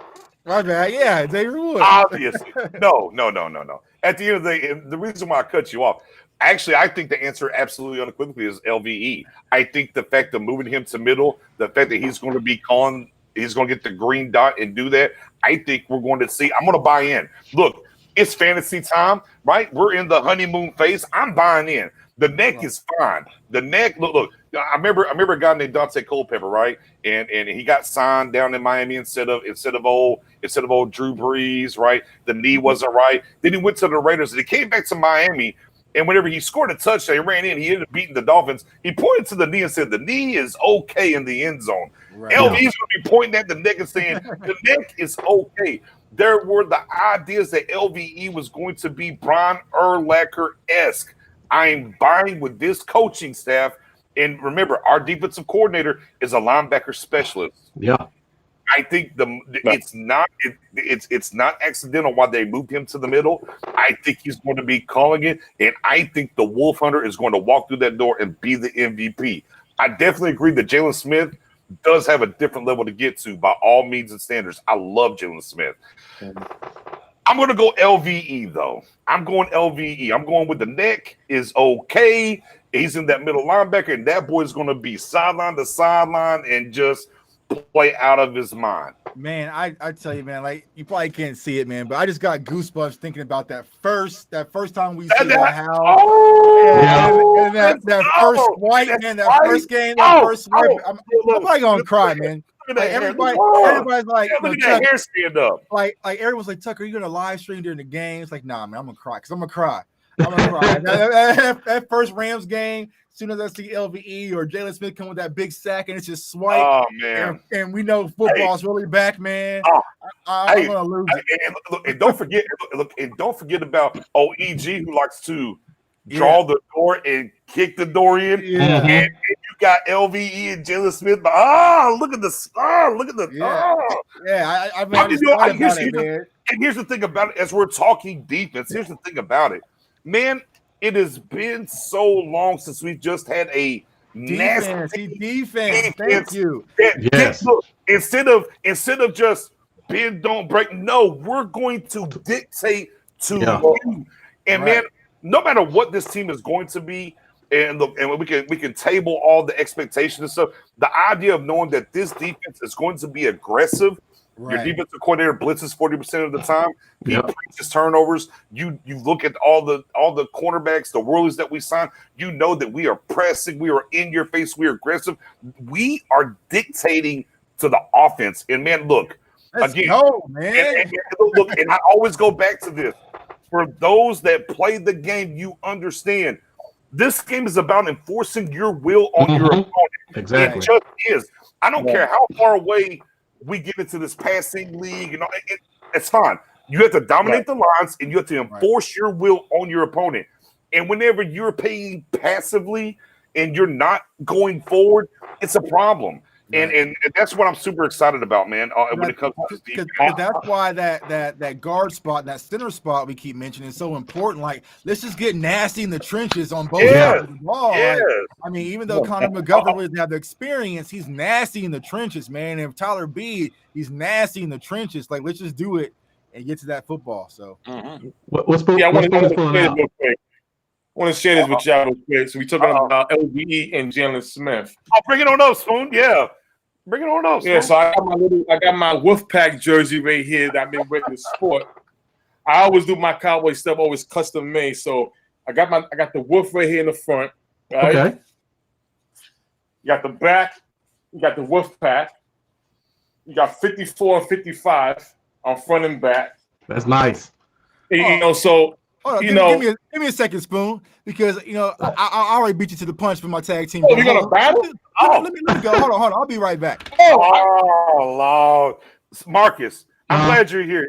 You see what I deal with when I get these two on? Is there any way you could switch me and Tuck so they can be beside each other? Man, you know what? Let me figure this. Hold on. There we go. Yeah, there you There go. Man. Let's switch this up. Let's just bug it out.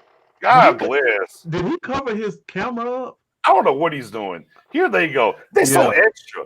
They are so extra. Let me get into some of these comments real quick, though. Let me backdoor some of these comments. Yeah, go ahead. Let me get some more of these questions. Hey, Mark, first and Anthony, I see we are definitely going to grab that question about 1,000-yard receivers. Larry Sosa out here begging for attention. You got to go cap somewhere else, my friend. Oh, my boy. Okay. Benjamin Layton for MVP. Come on. You're with me. Oh, Stuart the Debbie Downer even with me? Hold up. Man, a lot of LVE fans. I might be wrong. I might be wrong now. There's too many LVE fans now. Hey, from what I've seen from Stewart tonight, if he's on your side, I may be concerned about that one. Oh, don't see it. Oh, no. There we go. Greg's Amen. Spoonie, Jalen Smith in the building. I got to thank you, BJ, LVE. Doomsday. Man, we love that. And of course, I brought this up earlier. Mendoza said, phone backed out lane, but salute to y'all for the shout. Absolutely, Mendoza, man. We appreciate you for sure. Jeffrey, I actually see your question as well. Said, hey, Spoonie's my dog. Greg Sizemore said, Spoonie's my dog. Love the jersey, bro. Wow. Love the jersey. Let me back up here. I got more to show. I got more to show. Let me back up here to my guys' question. We got a couple of questions. Hey, guys, we appreciate y'all rocking with us. As Sucker's coming back, man, give it a like, give it a share. Let's get some more people in here, man. We're having a good time. We're up over 20 people in the building right now. Let me get back to the other question. All right, what do you got? We already got the tag team over here. Me and Marcus said, all right, guys. Enough is enough. Me and Spoonie's brothers for another mother, man. So you see, I got the 55. You know what I'm saying? Bam, got the 54. Crispy. Turn around at Vandersmith. Vandersmith. You know what I'm saying? We think alike. Great minds think alike, man. Y'all gonna swap jerseys next? Man, you can't, in the NFL, you can't, right? You got a social. Yeah, I forgot about that. You can't swap. Yeah. Oh, wore this last year, man. Oh my God, listen, man. But low key though, great jersey, both guys. Yeah, for sure. Oh, look, we got the best linebackers. We got the best linebackers in the NFL, man. And either one of them who gets it, we're gonna be happy about it. We're gonna be very all happy about it. That's the main thing. Either one who's gonna get it, hey, it's gonna be a great thing. It's gonna be a great thing. Let me back up here. A lot of good questions coming up. Yeah, there is. I'm trying to get to him right now. Everybody keeps commenting. I'm trying to scroll back because I don't want to miss my guy Mark. Always tuning in and everything. I want to get his question up here on the screen. With Mark Cantor? No, Cantor was down bottom. Okay. It might be gone. I might not be able to get it. Anyways, the question was at the end of the day, the question was, I got it right here. Boom. My boy Anthony in the building said, the big question, guys, do you think we get 3 1,000-yard receivers this year? Spoonie, are we getting 3 1,000? Look, Spoonie, just a yes or no, my guy. Are we getting 3? Are we getting 3, Spoon? Yes. You know why? Why? You know why? Because finally we have a coach that has some spunk. We have a coach that has an attitude. And I love what he said once Amari Cooper commented by saying, "We're going to have 3,000 yards receiver." He goes, "I like the way he thinks." You know, the other guy, Clappy, he would have said something else. But I love the energy from Mike McCarthy. He goes, "I like the way he thinks." And now, I mean, last year, if Cobb didn't drop some passes, he could have had 1,000 yards too. He had about 7 and change, maybe close. So it's possible. No, it's gonna happen. I believe it's gonna happen. Okay, Marcus, are we going to have 3,000-yard receivers this year? Oh yeah, most definitely. Just because of the fact that CeeDee Lamb is a number 1 guy playing in the number 3 spot. And just looking at today, we see the one-handed catch, left-handed behind his back. Say that one more time. He's a what guy playing a what spot? Say that so Tucker can hear that. He's a number 1 receiver playing the number 3 spot. Okay, thank you. Go ahead. Continue on. So when you got guys that talented that can actually make catches like that, because in years past, even last year, we had slot guys where they can just run around, catch the ball, and where they catch it, that's where they land. With a guy like Lamb, he's going to get a whole lot more yak yards than we've seen from Beasley and Cobb last year. So that alone, with Cobb getting over 800, I think he's going to get over 1,000 for sure. And the other 2 guys are just going to be what they are. All right. 1,200 guys. Sucker, 1,000-yard. I say no. Mm-hmm. And the reason why I say no is because I think one of the 3 receivers, which I don't think is going to be CD, so you can take it how you want. But I think one of their receptions will be kind of cut. I think Dak will use Blake Jarwin frequently, more in the offense. So okay. So I think that's going to be a new weapon that Jack didn't have last year. So it's going to cut one of those. So I got you. I'm going to go. As much as I want to say yes, history tells me no. I think what was the last team to do it was the Rams over a decade ago, I think, right? If I'm not mistaken. With that being said, I think when this offense is going to work, and some of this last year was Cooper missing some games, and Cobb was missing some games. Not that Gallup isn't a stud. I'm a big Gallup guy. I've banged the table about him. He would have been a first-round pick if he played in the SEC. But sure, I just think the idea that these guys are going to get a little bit more involved in everything, and back to the Jarwin thing as well. I just don't see it. And of course, a lot of rookie, and look, take it for how you want. Not many rookie wide receivers end up with 1,000 yards.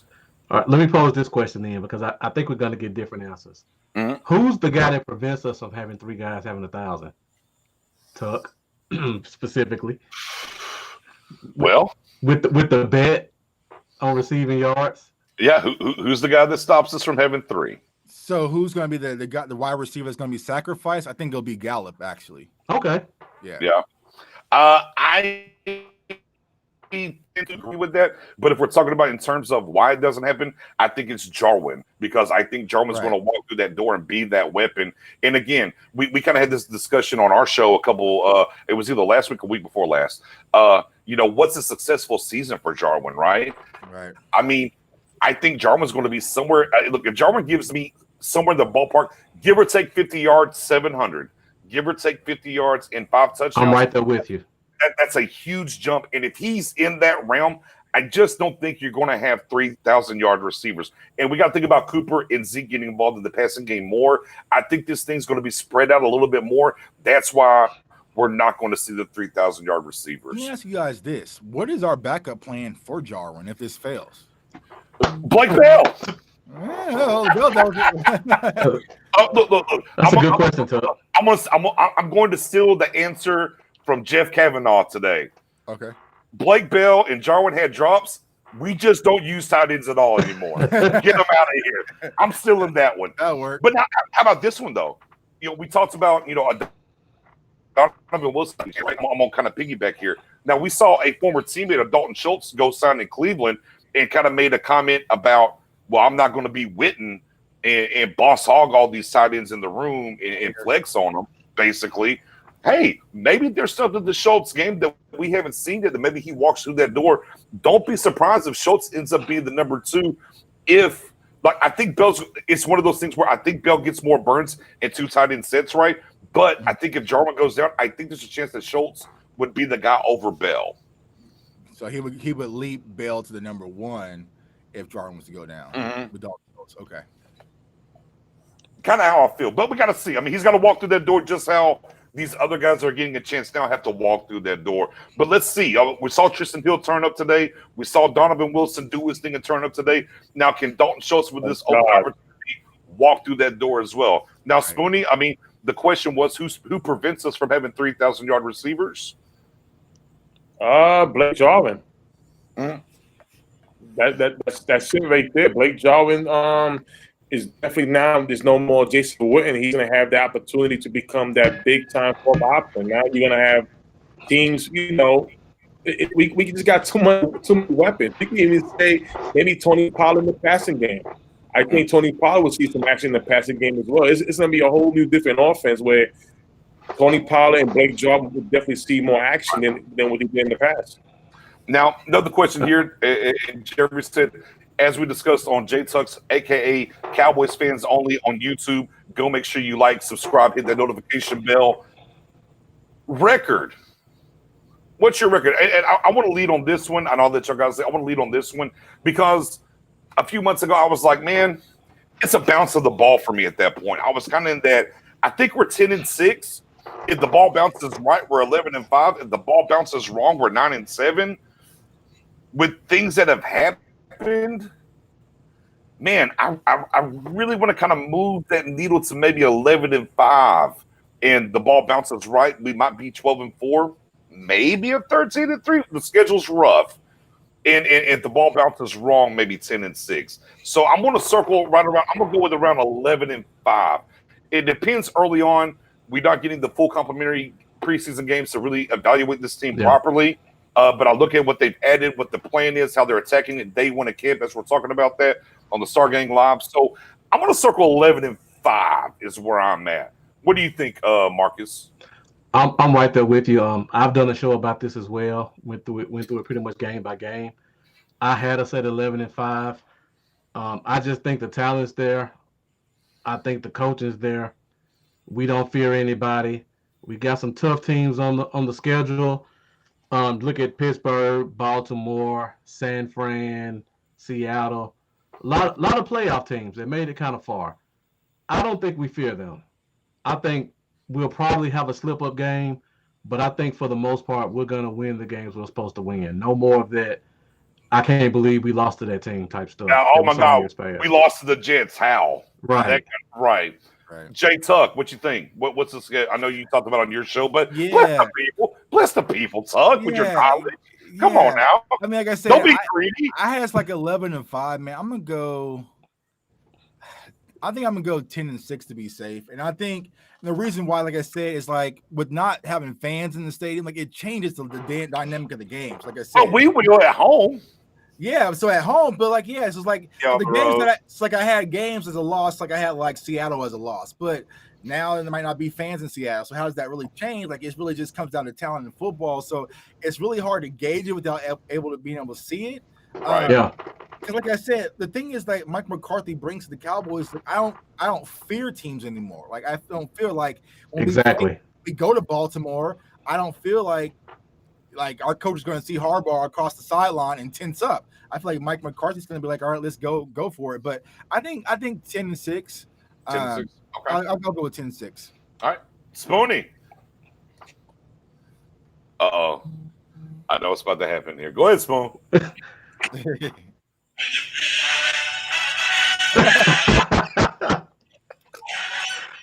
Is he going Nate Newton on us? I think so. 16-0. Where are we going, Spoon? We're going 13-3. Okay. Okay. We're going 13-3. And I'm only putting the loss just resting. Maybe Meaningless Mr. week 17. That's So about basically, it. 13-2, but we rest somebody. Okay. Understand this, yeah. We went from bickering, pissed off, burning jerseys, not me, but some of us. Yeah. Calling for coaches' heads, players' heads, to now a magical offseason. Magical. Let's start off with the head coach, Mike McCarthy. I know. Listen, end of the day, he's a winning coach, a proven winning coach, and if anybody knows his history, he's done well with quarterbacks, right? Yeah. So we got him down in Dallas. We want fatties. 4 to 5 first-round picks, former first-round picks we got on this team. I know I was a Don Terry Poe fan the year we took Maurice Claiborne in the draft, which I was against that. We got Durham McCoy, right? We had Alden Smith. He's right? buying him, fellas. We got Ha, right? I mean, we got some good bargain players. Good price. Then the NFL draft. I mean, let's keep it real. I know we all had mock drafts. We all said, well, we're going to take this guy. But I wish CeeDee Lamb was there. And that started in February. I remember when BJ was like, CeeDee Lamb. And then little by little, I be hopping the train. You know what's possible. It can happen. And look what happened. I converted them. It was a special day. Special day. Matter of fact, I'm no longer pissed off at us not taking Randy Moss no more because we took CeeDee Lamb. All right? Now, All is forgiven, huh? Yeah, it's forgiven. Now, all of a sudden, now in the second round, we got my man Diggs, who was a first-round pick. Supposedly, we could have got. There was rumors saying we could have dropped back and got, but we got him. We got Gallo. So we had a really good. And look, and we tried to trade up for Diggs in the second round and still said, right. Yep. We still got him. Well, I mean, Now, I'm sorry, Swin, go ahead. No, the only boo-boo that happened that we didn't get, me and first guy, Jamal Adams. I'm gonna say that's the only boo-boo that we didn't get. We didn't get who? I missed that. Yeah, But just I imagine right there, bro. Oh, yeah. We know how to feel about I'm Jamal. not gonna do that to you, Spoon. Yeah, you already know Jamal Adams. Okay. Yeah, Jamal We didn't Adams. get him. That's fine. We can't get everything. The tag team's over there, Marcus. That's why we're over I'm here. just saying, I'll already be in Tampa right now. I'll be waiting on y'all. All right, so wrap it up, Spoon, because I got But then a couple of days ago, we had Ryan Griffin. Griffin. We just signed from Minnesota. Right. Jefferson. Yeah, Everson. We all got surprised with that one, right? So Right. my thing is this: I feel that we're gonna have more special stuff coming. Benjamin, Coming. tell him. Always. Tell him, Benjamin. I'm trying to tell these folks. Go ahead, Spoon. I'm sorry, I got a little Nah, excited. I did that. Nah, bro. Let me see your receipt. Show me your receipt. Spoon, I got receipts on deck, bro. Let me see Look, your receipt. bro. I was telling Spoon in December, bro. We should get Okay. CeeDee Lamb. All right. I was like at the Super Bowl, post Super Bowl. So Yeah, I was. But here's the thing: everything's came to the Cowboys' way.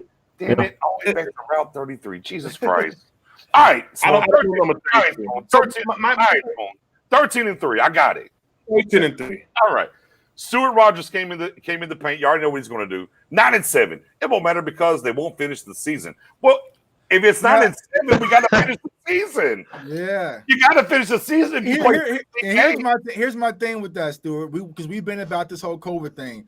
We have we're been. going, but where we're going right now? No. We finishing the season now. Like we I come too agree. far. Like, Yeah, I agree. if we getting off in the air, hey, finish it because we're not stopping. I'm not stopping Yeah. for Yep. nothing. Yeah, me and Tuck was tag team champs on the Yeah. shit, we ain't gonna have no season. But now, nah, fam. It's going. Hey, by the way, just to let you know, Larry Sosa is still going. He ain't gonna get no cap on the screen. He ain't gonna get no cap on the screen. Thank you for that. But he's still going. My goodness. All right. I saw here, though. I saw a Jarwin. clip of- Let me bring this one up. Jarwin over under 60 catches. What did Witten have last year? 53, 54? What did Witten have last year? Trying to see. Wait. No, Renee said six. Oh, Renee in the comments said Witten had 63 with 529 yards. Yeah, that sounds right. Yeah. Over Okay. for Jarwin. Oh yeah, we're definitely not having 3,000-yard receivers then, unless Jarwin ends up being a 1,000-yard guy, which he could because here's the thing: if old man Witten caught 63 at 529, man, that what Jarwin is athletically, man, that kind of I don't know, but over under 60, Marcus. You think over under? I think 60 is a good sweet spot number. The old Vegas push. Yeah, The old Vegas push. Okay. But let me say this about the 1,000-yard receivers. All right. When I look at last year between Cobb, Witten, and Jarwin, that's about 1,800 yards just kind of sitting out there. Mm-hmm. I don't think whoever the backup tight end is going to get almost 400 yards like Jarwin did last year. Okay. So even if Jarwin gets 700 yards, that's only giving him what he had last year plus some of what Witten had. That still leaves about 1,200 yards out there where I think Lamb can push about 1,000 of those. So that's kind of where I'm at on that. I think there's enough yardage out there for him to get it. All this even with where yardage we talk, who's going to lead the Cowboys in yardage then? To a receiving yardage? Yeah. Or okay. Well, hold on, Spoon. Jarwin, Jarwin over under 60 catches. Under. Under 60. Okay. It's still in the 50s, close to 60, but like 55, 58, 59. But now, let me get that off the board. Let's get into it. Okay, Tuck, you brought it up. Cooper's going to have the most yards receiving. I see Greg.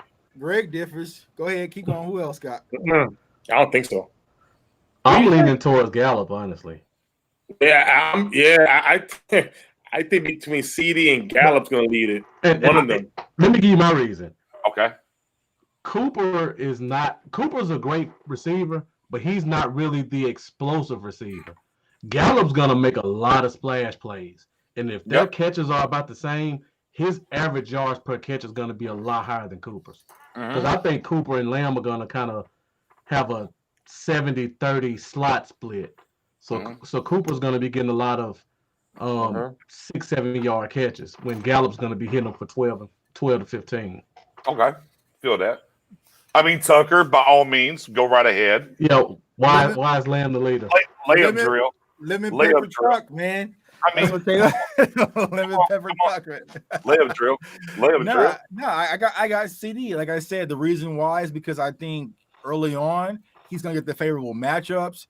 He's just more explosive, and I think that he's going to be one of Dak's primary targets. Dak likes the slot. He likes the underneath plays, and he's one of those people who can, like, you think about Cole Beasley, the Randall Cobb.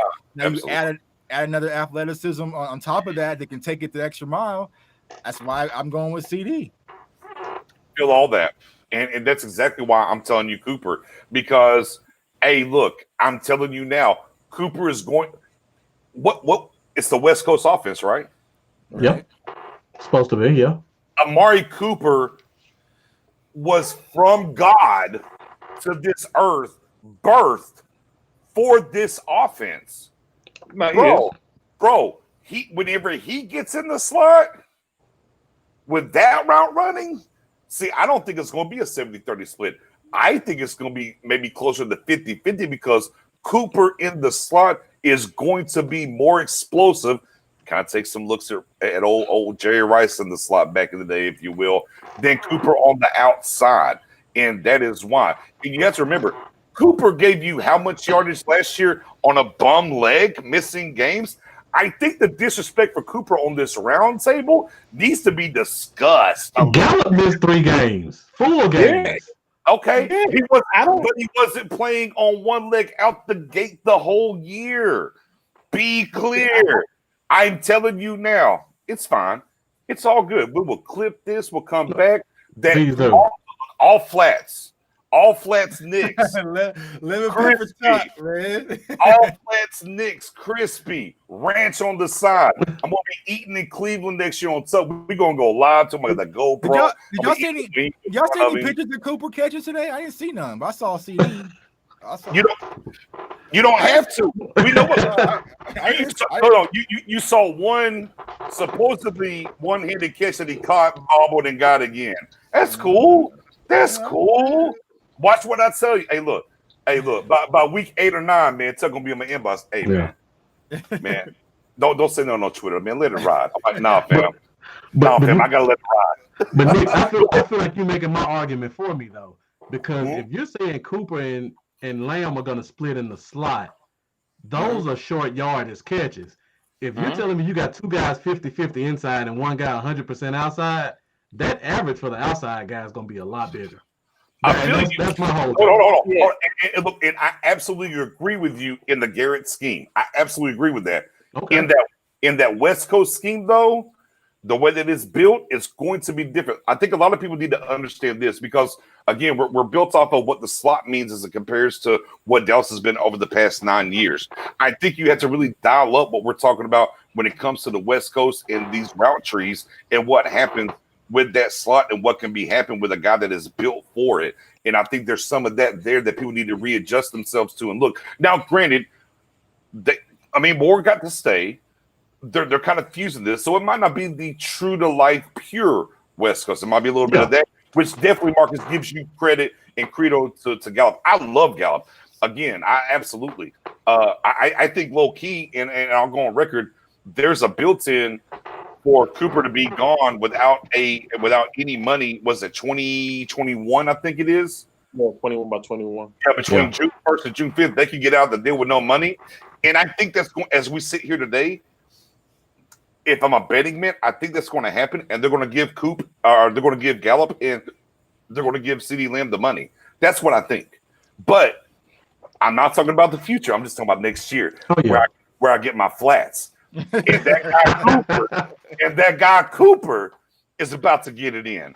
I'm telling you, this is a godsend. As good as he has been for us, this is a godsend even more. I'll take you back and I'll tell you why I believe that, and I'll double down just a smidge on that. Whenever we were struggling with this, when we cut Dak and things were happening, and we made the trade for Dak, or made the trade for Cooper. And I told everybody, I said, listen, when this offense goes off again, it's because Cooper was what this team needed. It wasn't about the scheme. It's they needed a lead dog, even though he wasn't really in the right system for him, but he's just that kind of guy. It was going to go happen. Now you marry a guy with the scheme, right?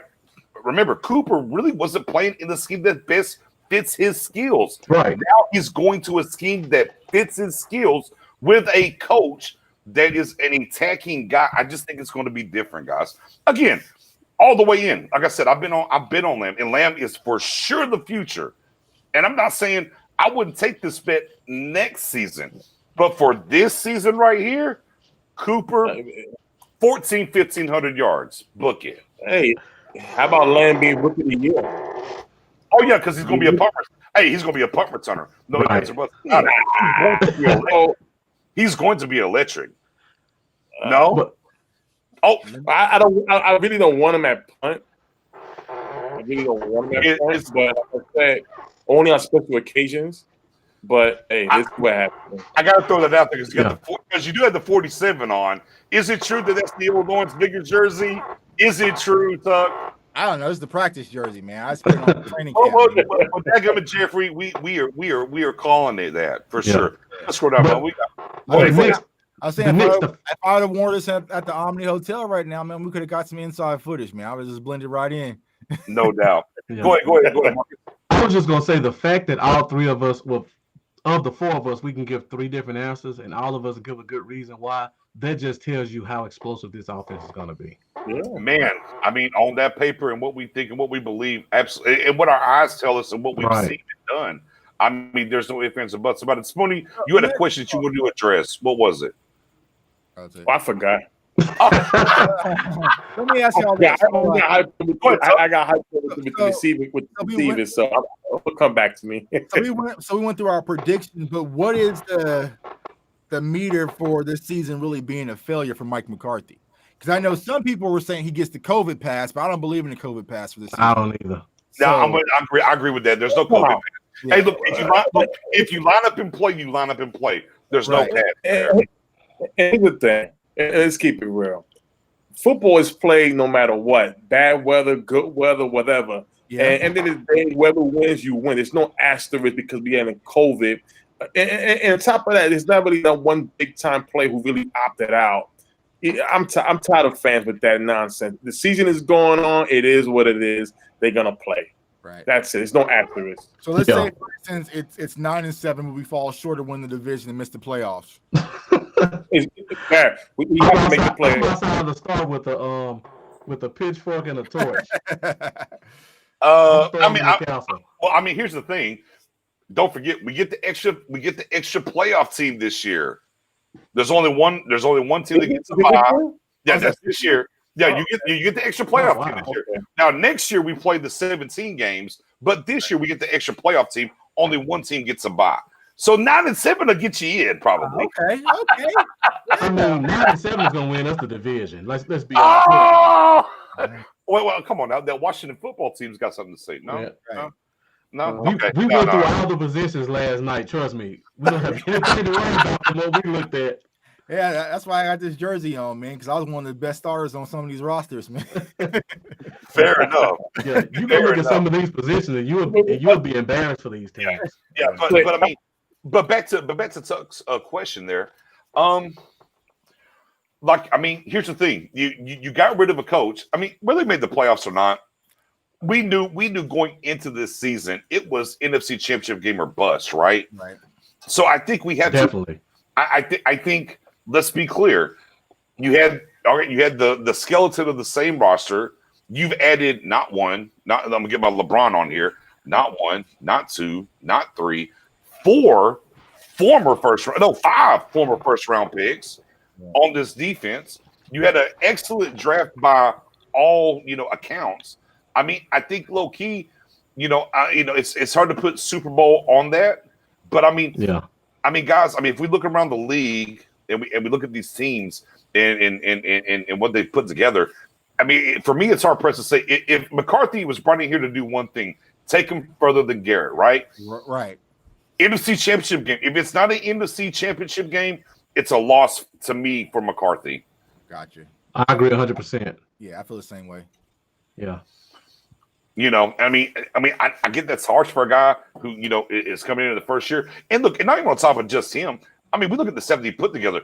Former head coaches. Right. Tamaluso, right? The defensive coordinator. You look at the guy, Bones Jones, top of the tier special teams. You look at the Al Harris's. You bring a Greg Edwards in here, probably instrumental in us getting EG anyways. Like you look at this staff, like bar none, to me, it's the best staff that we've had since whenever Parcells had the Sean Paytons on the staff, the Zimmers, and so on and so forth.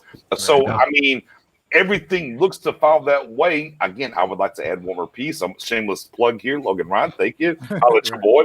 But I mean, again, right? I mean, it has to be NFC Championship game. It has to be that. And we know Jerry ain't getting no younger, and we know what Jerry's trying to do. If he could sell his soul twice for another one, he probably would. Shout out to my guy Stewart for that one. Spoon, yeah. I mean, I heard both y'all agree. I mean, what do you constitute what is Alpha Tuck's question, a win for McCarthy? I mean, I'll say this: he didn't have a lot of time with the team, at all. Right now, it's pretty much cramming things up. It's a little bit rushed. I know you guys said earlier about injuries may happen, but we still got pretty solid backups to step right for the next man up. I want to say the NFC East championship. I'm just gonna just go by and say win his first playoff game, just for this year. At the end of the day, he didn't. Even if that's a wild card game, you win the wild card game, you get to the divisional, he loses, you think it's a win. Yeah, right. Because he didn't have a lot of time. He didn't have a lot of time with this team. Now, granted, he had the whole time with this team in the preparation, different story. You're kind of cramming it up a little bit. You're speeding up a little bit. If injuries take place, it's going to happen. Yeah. All right, fair enough. I appreciate you, Greg. Give me my receipts there. With that being said, I do like this. Mendoza Shops out here. A little NFL talk, a little smidge of NFL talk. Said no order. NFC playoff teams: Dallas, Minnesota, New Orleans, Seattle, Green Bay, Philly. Arizona. Dallas, Minnesota, New Orleans, Seattle, Green Bay, Philly, Arizona. Agree? Disagree? I would throw San Fran back in there, and then Oh, he didn't have San Fran in there? That's surprising. I won't throw San Fran in there. I think it'll fall. Nah, I think it'll fall this year. playoffs. We look Tampa out. Well, the last team he has right there, Arizona, that's going to be the problem team, in my opinion. That's going to be the team. As a matter of fact, I think that's going to be the most important team this year, besides us. 100% agree. Yeah, I don't think Arizona. I mean, listen, that kid is no joke. He's no joke. You got the receiving corps. Which is fine. Did they give him an offensive line again this year or no? Because they punted on his offensive line last year. We saw, and they did. But they did. But they did add D-Hop. I understand. They did add a D-Hop in there. Big. Okay.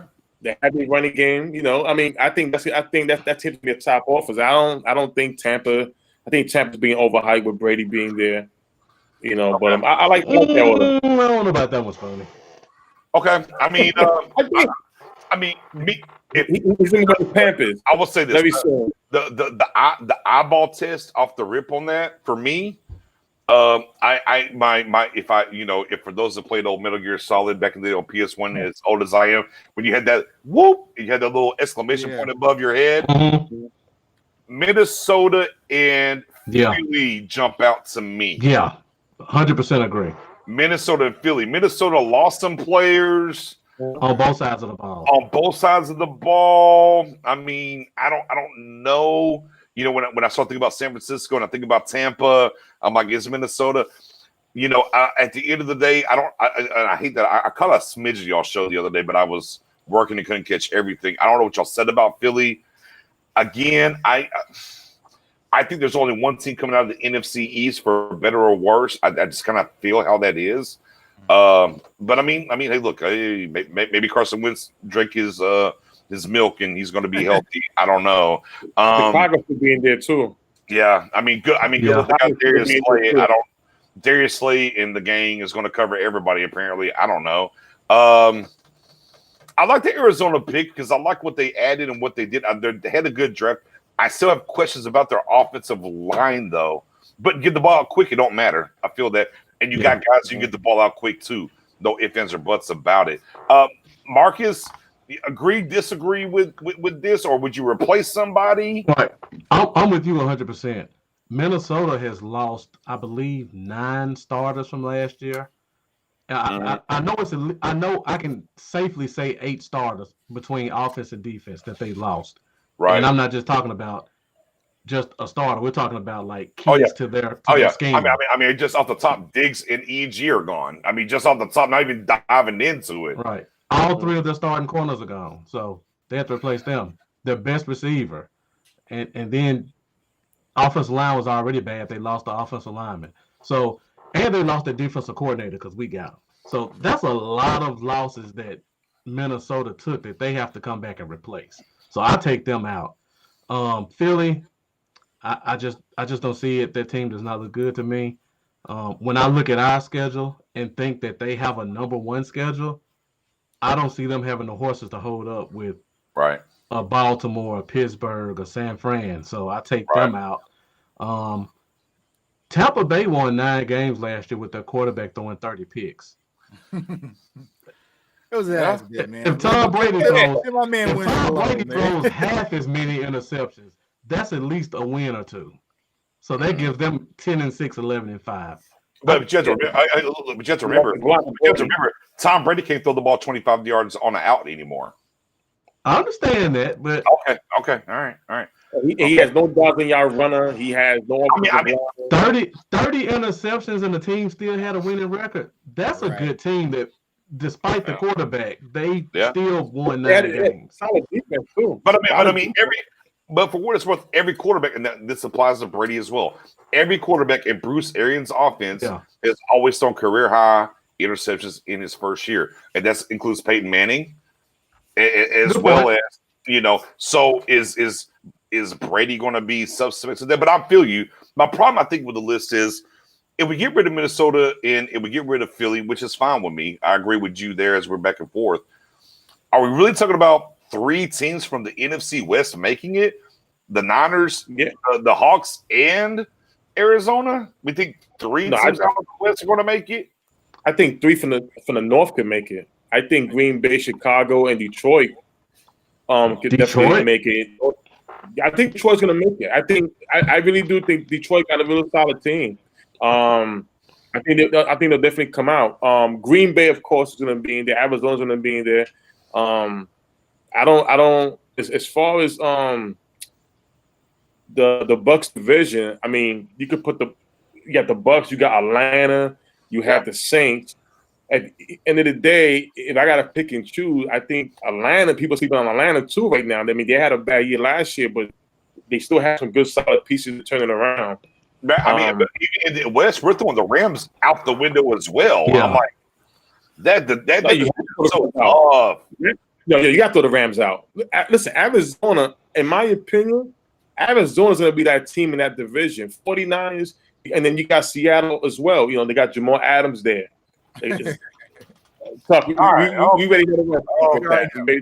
Jay Tuck, what do you think about this list? What do you think? Before Tuck goes, the fact that they added an extra playoff team is not as unreasonable as years past to think that 3 teams that is true. A division. That valid point, Marcus. Valid point.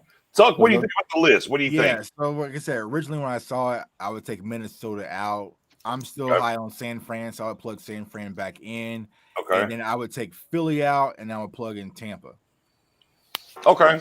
Yeah. I mean, I think that's fair. It's never going. Here's what I love: Wild Card Weekend, we get 6 games. Yeah. Right. Ooh, man, bring all that to me. It's something going to be interesting to see Arizona, what they do and how they come around. I don't now for me when it comes to San Francisco, I don't believe in the quarterback. Low key, even in the Super Bowl, in the most crunch moment, if he lands the deep ball, they win anyways, and he couldn't land it. Right. So porn star Jimmy for me, I'm out on personally. But we know what that run. Hey, he's at the top of his father in Shanahan, and we know that plug and play run game is real. We know what Kittle is. Look, they lost a guy, but look, you added on defense in the draft and who they re-signed. I think it's too. I think it's and look, and guys that lose the Super Bowl, we look at them with the hangover, and I get that. Like Carolina won the Super Bowl, hangover, they didn't make it. Atlanta won the Super Bowl, hangover, they didn't make it. So it's kind of easy to say, well, San Francisco did win the Super Bowl. All right, well, hangover, they don't make it. But I think there's a little bit more substance to San Francisco. I'm definitely putting San Francisco over Minnesota. Right. Arizona, Tampa coin flip.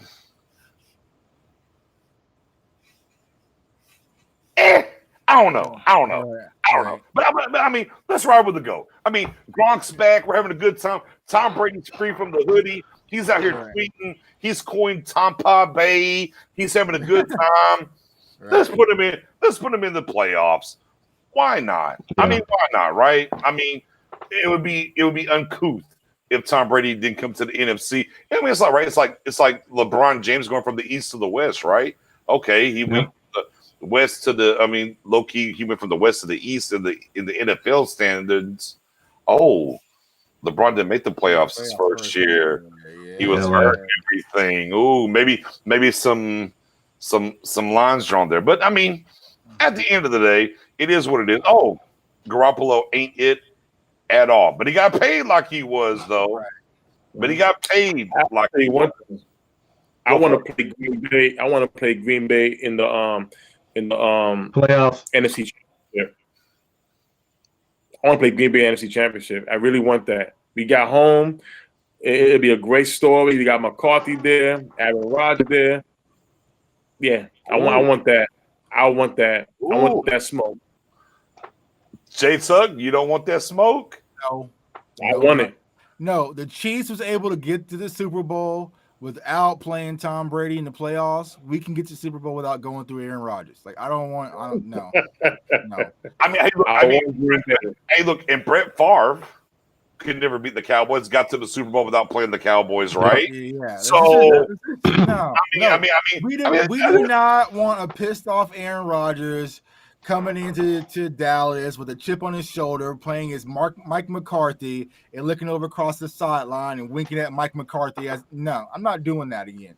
Not. Shout out to West Coast. Yeah, West Coast in the building was good. Yep. Yeah, we're not doing that. So let's avoid. Let's go to New Orleans. How about that, Spoon? Let's go to New Orleans. Come on. No. Let's beat the bad man. Let's beat the bad man. I want Green Bay. Those rings still fit the same. As Chiefs fans, they don't care if they didn't have to go up to New England. They're perfectly fine. We ain't gotta. Leave that alone. Let McCarthy get his revenge on. I want it. I want it. We need to be good. Okay, and if Kansas City D4 didn't jump off sides, we might be talking about a two-time champ up there in Kansas City. But neither here nor there. Right. Neither here nor there on that. Now let's flip the script a little bit. Kind of we've had, again. Keep on the questions. I see them. I'm gonna get your comments up the whole nine. Let's flip it back to the training camp real quick. Okay. Let's kind of go back to the training camp because we definitely had some great. Let's get there. And yeah, absolutely, Tyson. We talked about that. Hey, man. At the end of the day, health above everything, right? The war of attrition is real, and that's definitely you got to be able to be healthy. This D line, right? And we talk about the D ends and everybody. I mean, let me put you. I mean, it's only one practice. We know what's there. We know what's there. Who's not making it? Good question.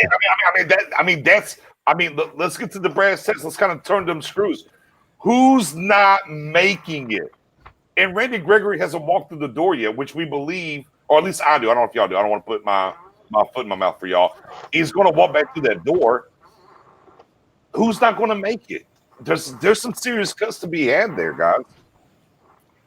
I said last night it's going to be Randy Gregory. So okay, I don't. Because we broke it down, and I think it really came down. Of course, we're keeping Bradley and I, and so it really came down between keeping Dorrance Armstrong or Randy Gregory. And I think Dorrance Armstrong gives us a lot more certainty than Randy Gregory provides at this point. So, my boy Benjamin said the Super Bowl champagne will taste so much better if we go through Rodgers. It won't. It will. It tastes exactly the same. It will. Exactly. Exactly the same. Yeah. Hey, you gotta stop drinking that middle shelf. We going to that top shelf. But go ahead, Marcus. Who's on the out skis on D end? I'm the same way, Randy Gregory, and that doesn't say he can't make it to the practice squad because this is an unusual off season. I think he's been on the active roster too much to go to the practice squad. No, the rules have changed. You can take up to 2 guys, no matter how many years they've been in the league, can go in the practice squad this year. That's right. 16. Go, that's right. You're right. Yeah. Go ahead. So the way I look at it is like this. Let me go through my scenario.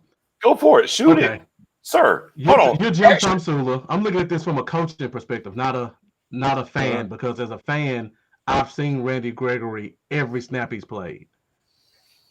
Oh, I promise you, We have to. we're going. Look at the numbers. We're going to cut some D line. We have It's going we to have happen. 11 defensive ends, and we can only keep 10 defensive linemen total. So Yeah, there has it's to going be to some cuts happen. made. It's going to happen. I mean, look, No, I would love to keep them all, though. Right. I would love to keep them all, but yeah. No, I do. I'm sorry.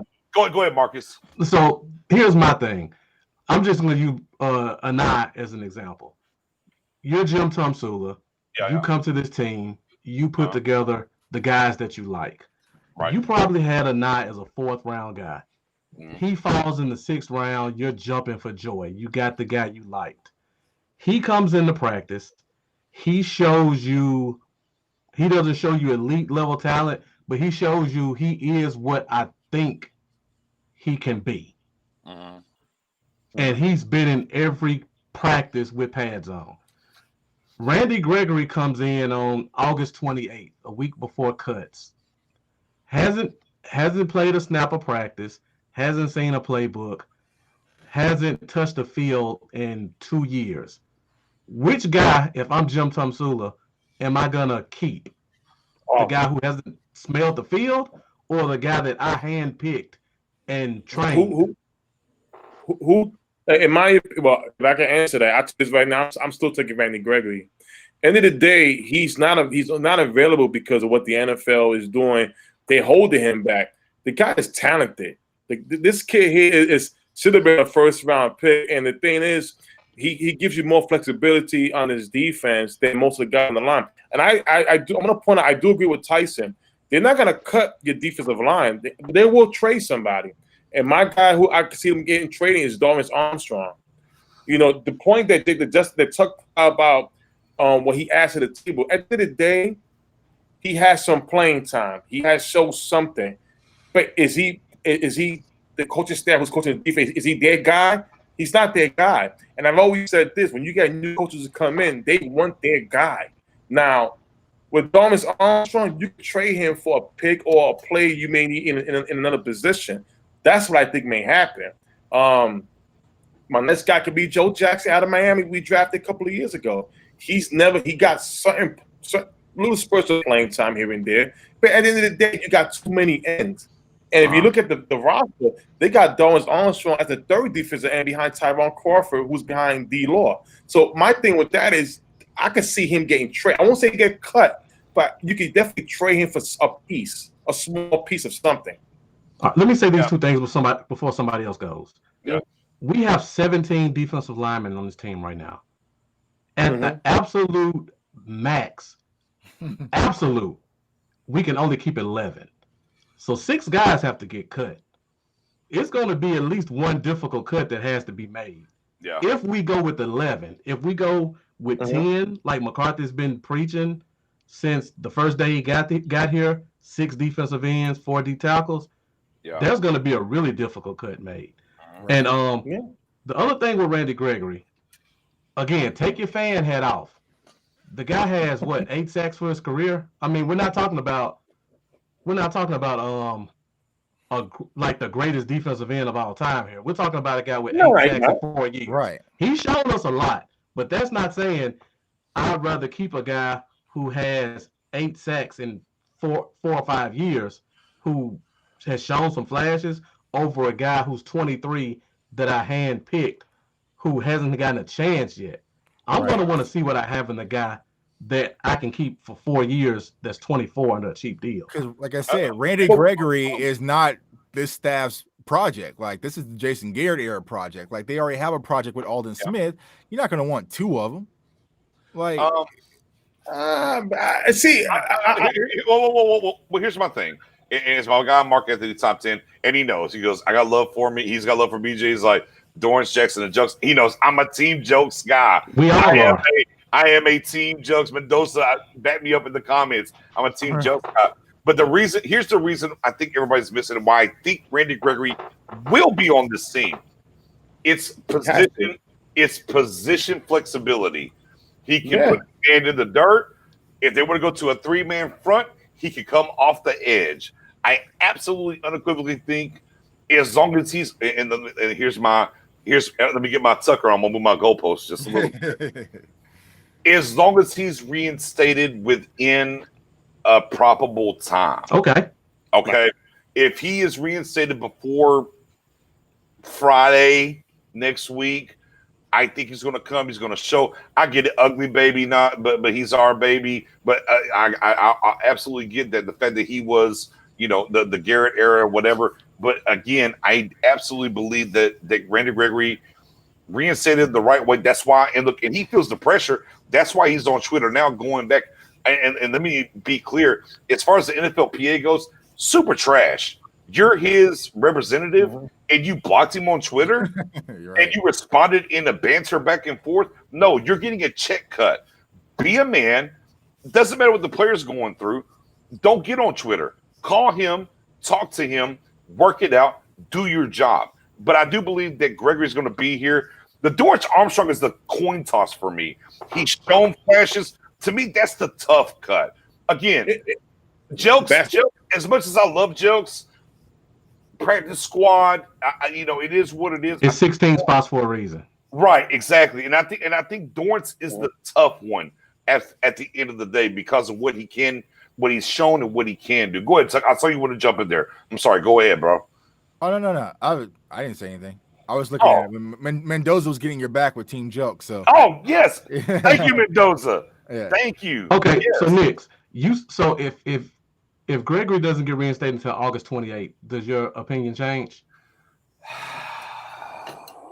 Man, that's tough. And that's what I'm looking at. Yeah, I agree. No, I agree, man. It is very tough. But man, there's so much talent and so much he's showing the bend and whatnot, and the flexibility of what they want to do. I don't think look, Aldon Smith and Randy Gregory are kind of the same mold, right? Hand to the ground, standing up, whatever you want me to do in that rotation. It's hard. Look, we're going back to, and let's do this one, right? Let's welcome back to this one, guys. Mm-hmm. This coaching staff is about dogs and players that can go out there and do the job, right? Right. No matter what. Dorrance, the Joe Jacksons, and the Jelks, they haven't really shown improved. Dorrance has shown some flashes. Joe's had moments a little bit. Yeah. But at the end of the day, do they possess the talent that we know that Randy Gregory does? And when it comes to that, I think this coaching staff is going to be like, hey, man, we got to get him in here. Look what he can do. Whenever he gets reinstated, let's get him up to speed and let's go. I think Gregory has a spot on this team. Now, again, we're talking about how many's on here, what we got to cut down to. And y'all are, Tuck, you said it. Jones, you said it. Spoon, you said it. It's going to be tough. What a great problem. What a great problem to have. Right. To figure out how to get these defensive ends on the roster. But at the end of the day, I think, man, if Gregory actually, Jones, you asked it, 28th, they should keep him. That's my opinion. If he gets reinstated on the 20th, I'll answer it. I'll own it. They should do it. I would literally cut Dorrance to keep Gregory. I'll say it. I go the opposite, but hey, agree. No. I get. Oh, look, and I absolutely get it. I don't. You're not wrong. Again, right? You're not either. Yeah. What flavor ice cream do you like? Yeah. What flavor, fellas? Do you like? But what does Randy Gregory bring that really Aldon Smith doesn't? But why would you not want two Aldon Smiths then? No. Listen. End of the day, they're gonna be 3-4. They're gonna be 4-3. You want that flexibility. You want guys to be able to go after the quarterback, no matter what they play. Those are big name guys. They're talented guys. Now, I understand Alden hasn't played in 5 years, but you have so much. You have so many guys riding behind him to get to this spot. Now, as far as Dorrance Armstrong, he's never been a backup, but his thing, if he's that special, now I'm not saying he's not good. He was improving. End of the day, they would have made some moves at defensive ends. He had other guys come in the building. They are before him. He's going back down to the roster. But I will say this for the games that he has shown that he can play, he's worth a trade. I'm not saying a first-round pick or whatever. He could be a fourth-round pick. It could be a player that somebody want to give it that we may need for our position. That nature. But But how about this? Now, Marcus put up a great point saying, Marcus, you said 10 defensive ends. No, we have 11 defensive ends. ends. We have 11 defensive ends on the team right now, and Mike So how about McCarthy this, said DJ? twice that we're keeping 6. So we keeping 6. So how about this? Well, let's run the 6. The top let's 4 play this guaranteed. game. Let's run the 6, and let's say Randy Gregory is reinstated. Run your 6. Oh, who wants to go first? Well, yeah, I mean, I'll go first. I don't mind. Go ahead, Jones. I don't mind. Go ahead, Jones. I see West Coast is in the comments, and he's saying keep both. Okay, I mean, keep your 6. Don't worry about it. Keep your 6. Top 4. I think at this point, D-Law, of course. Right. Right, one. As much as I hate to say it, I think Crawford is for this exercise. He's that tweener. You can cheat a little bit. He's a tweener. Alden Smith, because the coach loves him, is 3. Everson Griffin 4. For me, I cannot risk letting Bradley and I go. Right. That's my 5. So for me, it comes down to Dorrance Armstrong or Randy Gregory, and I'm keeping Joe Jackson. No love for Joe Jackson. Here's the thing: when I say I'm not keeping a guy, that doesn't mean I don't like him. I know. If my guy Jeff was still here, and I think he is, Jeff will tell you during that draft, I was beating the table that we need to draft Joe Jackson. Love the guy as a player, but we can only keep 6. And for me, if I have to choose between Dorrance Armstrong and Randy Gregory, if Gregory doesn't come back until the end of August, I'm going Dorrance Armstrong all the way. If Gregory walks in the door on Monday, I'm probably still going Armstrong. Okay. But Gregory will give me more of a thought about it. But if he comes in late, Dorrance 100%. Okay. Yeah, me and Jones went through this last night, and it really comes down to Gregory and Armstrong, and I'm choosing Armstrong over Gregory. Like, it's just that simple. I mean, I think it's just you know what you're going to get out of Dorrance Armstrong. There's a lot of uncertainty when it comes to Randy Gregory. Granted, you're looking at like consistency versus just upside, but I think we've given Randy Gregory so many shots, man, and I feel like Dorrance Armstrong is a solid piece to our defensive line, can be an addition. So I'm sticking with Dorrance Armstrong, so I got the same 6. All right.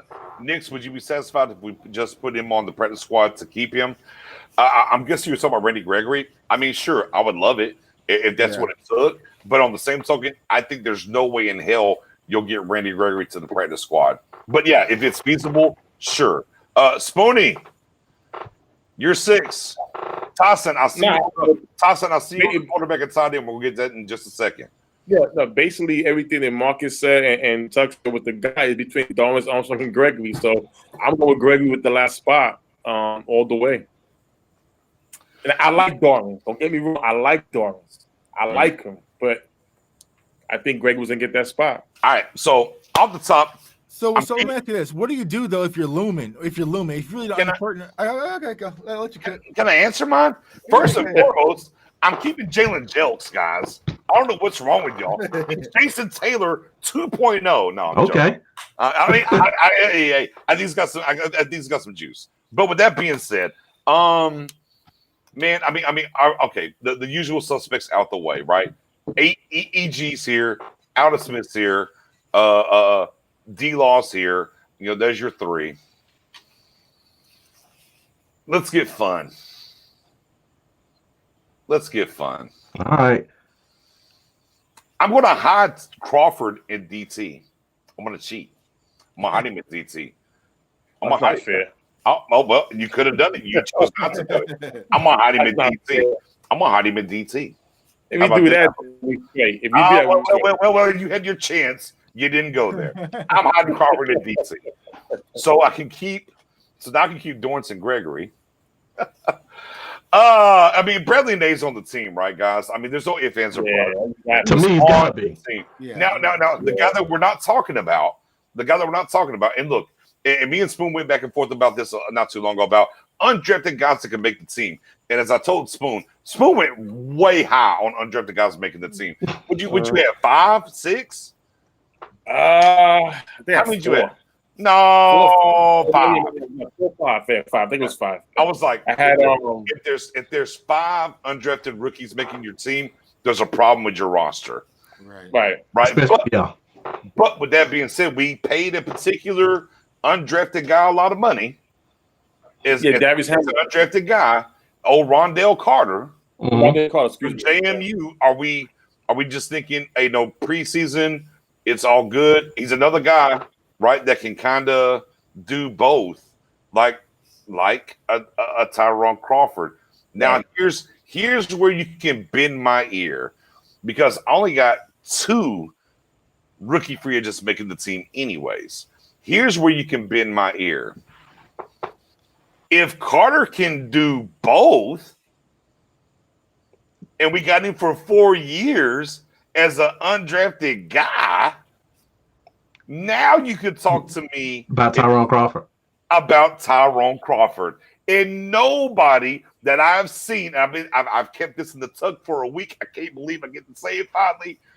Nobody has talked about that situation yet. See, to me, Crawford, look, and I think Crawford makes the team to a certain extent, but as we get to the numbers game, okay, and you gave a guy some money, and we're talking about price. And look, and here's where we get into the cap a little bit. And we're talking about price going forward, and the quarterback we got to sign next year. Do I remove on from Crawford now, even though his deal expires, but I keep the young guy and protect him now? I think that's a discussion. Do I think it happens? No, but I do think it is a legitimate discussion.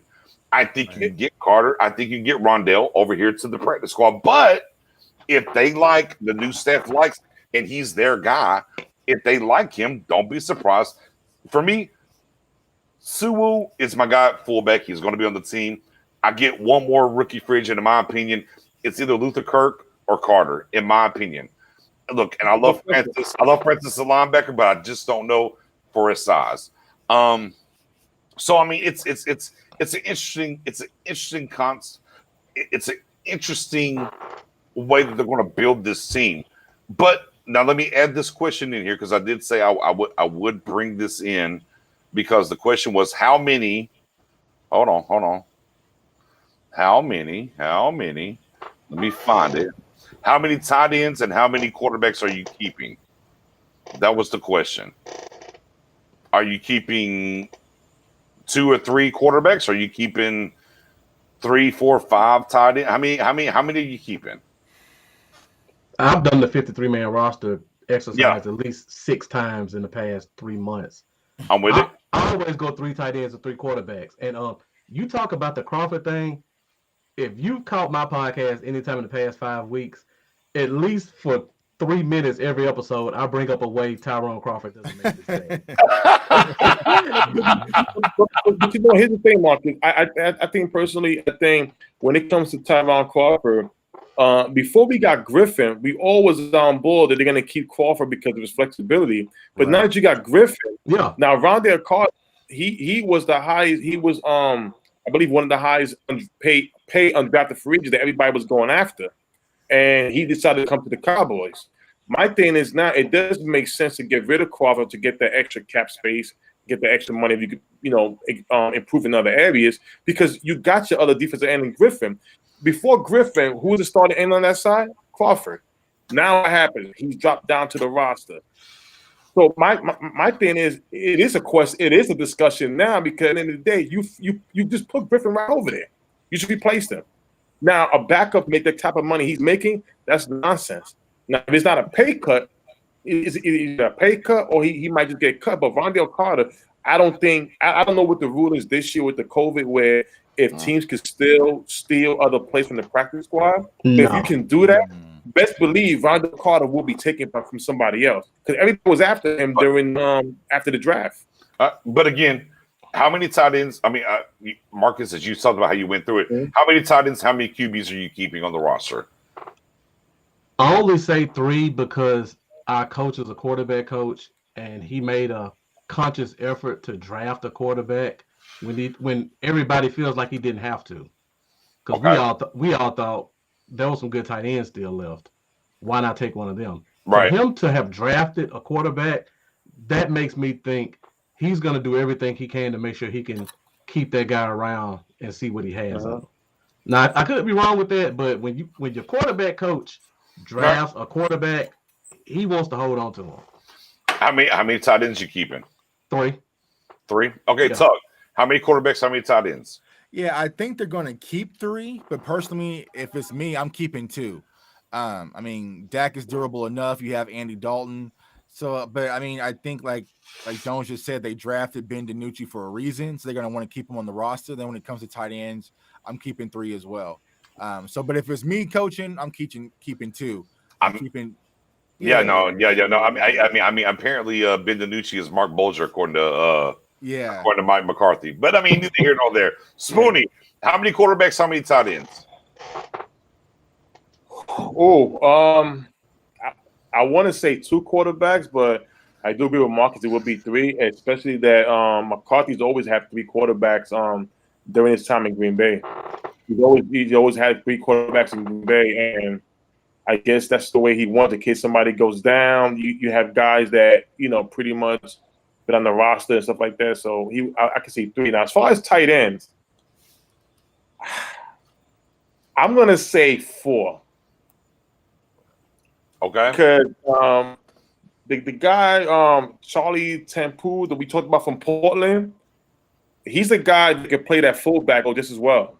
And I think you're going to see I can definitely see him at that fullback spot playing him, depending how they're going to do with their running backs. So I'm going with 4. Okay. I mean, at different times for different eras, different things. I think when it comes to COVID, if it wasn't for the COVID and how the practice squad, the practice squad works, and the fact that we're not going to give tape on preseason games in a regular season, and the things that happen with us having 5 preseason games and everything, I think we absolutely unequivocally keep all 3 quarterbacks. I think for sure they're going to send Ben DiNucci to the damn practice squad just because of the rules and how it works, and you can't really steal, and they can bring him up if they need to, different things like that. When it comes to, and I think that's why, when it comes to tight end, I do feel Spoon with Fort that some of that PTGD, that post-traumatic Garrett syndrome. I'm going to get out of that train of thought. I'm going to break myself from it. I'm going to go 3. I'm going to go Jarwin, I'm going to go Schultz, and I'm going to go Bell. I think they're going to carry 3. If something happens, then they'll make the right moves to make it happen, to fix it. Or like my boy Jeff Kavanaugh said, no tight ends at all. It's fine. It's fine. But I think they're going with 2 and 3. I think that's where they're going to go. Now, if they keep all 3 quarterbacks, it wouldn't surprise me. It wouldn't shock me. But I think with the rules that are in place, with the different things that are happening because of COVID, I think they're going to try to put Ben DiNucci on the practice squad and move forward. Yeah. But they will do every single thing in their power to protect him to stay here, period. Right. No ifs, ands, or buts about it. You do have to cut him before you get him on the practice squad, though. And we're about to get out of here. Tyson said 2 quarterbacks, 1 on the practice squad, 2 tight ends, and cut Schultz. They're not going to carry 2. They're for sure going to carry 3. No ifs, ands, or buts about it. But with that being said, man, we had a good time. I'm glad you got here. Glad to get Marcus Bluff on here. Yeah. Chase Huck, we got bets and everything. It's always a good time as well on that end. But as we always do when it comes to the Sorry Ain't Live podcast, we're going to roll out the red carpet. Marcus, tell the people where they can find you on all platforms, my friend. All right. Before I say that, let me say this. Before I even started doing podcasts and all that type of stuff, I've been following you guys and what you're doing. So kudos to you. The first time I watched a draft show outside of the NFL was with you guys. And you guys kept me entertained the whole weekend. So I love you guys' energy, you two, as well as Mary. I love your fans. A couple of them have kind of came over to watch my show a little bit. And I appreciate the knowledge that they bring as well as you guys bring. I still watch you guys' show. So keep doing what you're doing. Tuck, I just really started following you and see it. You keep doing great things as well. But if you guys want to follow me, everything is Bluff City Cowboys. Facebook, YouTube, Instagram, Twitter, Bluff City Cowboys. Man, he's got it across the board, baby. Jay Tuck, red carpet out here, fella. Yeah, Go man, for it. Like you said, man, I appreciate you guys having me on. You know me and Spoon tag team champs, man. No! We're tag Oh, team God champs, bless. man. Yeah, but you can find me on Cowboys Fans Only on my YouTube channel. Also on Facebook, so go ahead and give the group a like. Also find me on Twitter and Instagram Whoa. You said group? or Facebook page. Sid made it. Sid made it. So I ain't get no. I feel some type of way. I ain't get no invite. I'm like, we'll see you guys got an invite. Oh, okay. Yeah. Thanks. Yeah. I cut you off. My bad. I cut you off. Thanks, champ. But I'm like, I just heard some shit. I'm like, wait a minute. Yeah, so Sid wanted to have this whole thing about a Facebook page. So yeah, but I'm primarily active on Twitter at JTuck151 and also on Instagram. Yeah, follow me on like I said, YouTube. Like I appreciate you company with you guys. We didn't go too late tonight, you know. We got It some. wasn't a 6 hour run. Yeah, Look. We gotta bring Marcus on slowly. Right. He ain't ready to dip into that 6 hour runs we do. Tell him what that 151 means though. Don't try to back in the day, we used to light it on fire, you know, drop the flaming Dr. Pepper. Long time ago. But yeah, man. Hey, shout out to the antagonist, Stuart Rogers. But yeah, I appreciate you guys having me on as usual, man, and we'll definitely link up again, I'm sure soon. So Yeah, absolutely. Hey, Spoonie. I mean, obviously, Star Game, but you got that Twitter though. Yeah, Spoonie8081. Anybody can find me there. I'm well behaved. I had a couple warnings. I'm gonna be good. But listen, I really hope we all get together for the NFL draft in Cleveland. Unfortunately, I mean, Tuck's got to buy me unlimited wings, of course. yeah. I mean, Man. yeah, and you know, unfortunately, we wasn't in Vegas to see BJ get carried over. We got CeeDee Lamb. The biggest police. I would have to get them out there, but Right. Hopefully we'll get together sometime and enjoy each other's company and keep doing what we're doing, do what we love, and enjoy the ride. Right. Yeah, I mean, but at the end of the day, let's go ahead and roll it out there. We kind of dropped this when we got when we went live Wednesday, and Everson Griffin literally got signed to literally, it was 2 minutes before we hit the live button, and Mary was like, I think we just saw Everson Griffin, and we were like, Yeah. wait, what? I was like, hold on. I had to grab my phone or whatever. And literally, as we hit the live button, you know, we had signed Everson Griffin. I mean, shout out to God for the timing on that, right? But with that being said, as we were doing that, you know, I mean, there's a particular saying or a particular song that's out right now. I think they call it WAP, if you will. Yeah. You know, I mean, take it for whatever you want, you know. However, we took it and ran with it. For Cowboys Nation, we went and took it and ran with it. We got the logo up. We actually put a shirt up, and they banned us. We can't sell the shirt. Fair enough. Fair enough. I'll send y'all the clip. Like as soon as he posts these, he was like, I got the shirt up, and I got the inbox, and they said, "Oh, there it goes. That WAP for Cowboys is that wild ass pass rush." Oh, yeah. That's what we got. So we got the SEO, we got that scorched earth offense, that Stargate's in the building, and now we got that WAP on defense, that wild ass pass rush. Let's go. As always, you're tuned in, obviously, on YouTube on the Stargate page. On Facebook, you're on the Stargate page. We got the group as well. Join it. Like and follow the group. Sub, hit that notification button as well on YouTube. You can find your guy Nix underscores in between all that. Your guy Nix on Twitter. Man, we appreciate y'all rocking with us. Man, think about this for a second, fellas. Look, I'm being long-winded a little bit because I appreciate y'all. Appreciate you. How about this? We just had a smidge, a little nugget of practice today. And man, we just went for about 2.5 hours. Right. Yep. For those that are tuned in, just imagine when we get to the real deal Holyfield with that extra meat on the bone and what we're going to give y'all. Right. Period. Man, again, shout out to J Tuck Cowboys Fans Only on YouTube. Shout out to my guy Marcus D. Man, it's been a long time coming. I know you were a supporter way back in the day. Sure. You and your guy, Bluff City Cowboys in the building. I got to accept that because y'all hit me to the page. I got you, though. And, of course, my guy Spoon in the building, man. We'll be back in this thing. Man, follow all of us. Not just me, not just Spoon, not just Star Gang. Everybody you see on this thing, man. Man, we appreciate y'all. We love it just as much. My guy's got a 47 practice jersey on. Come on, man. Come on, man. Come on, man. Training camp ready. Somebody else had to tell him who he was. He didn't even know. That's where it's at. At the end of the day, we appreciate y'all rocking with us. We'll catch y'all real soon. Hey, man, we got whoa. Sunday. Hold on. Sunday, padded practice, right? Right. Yep. Might have to run it back Sunday night. Let's do it. Peace.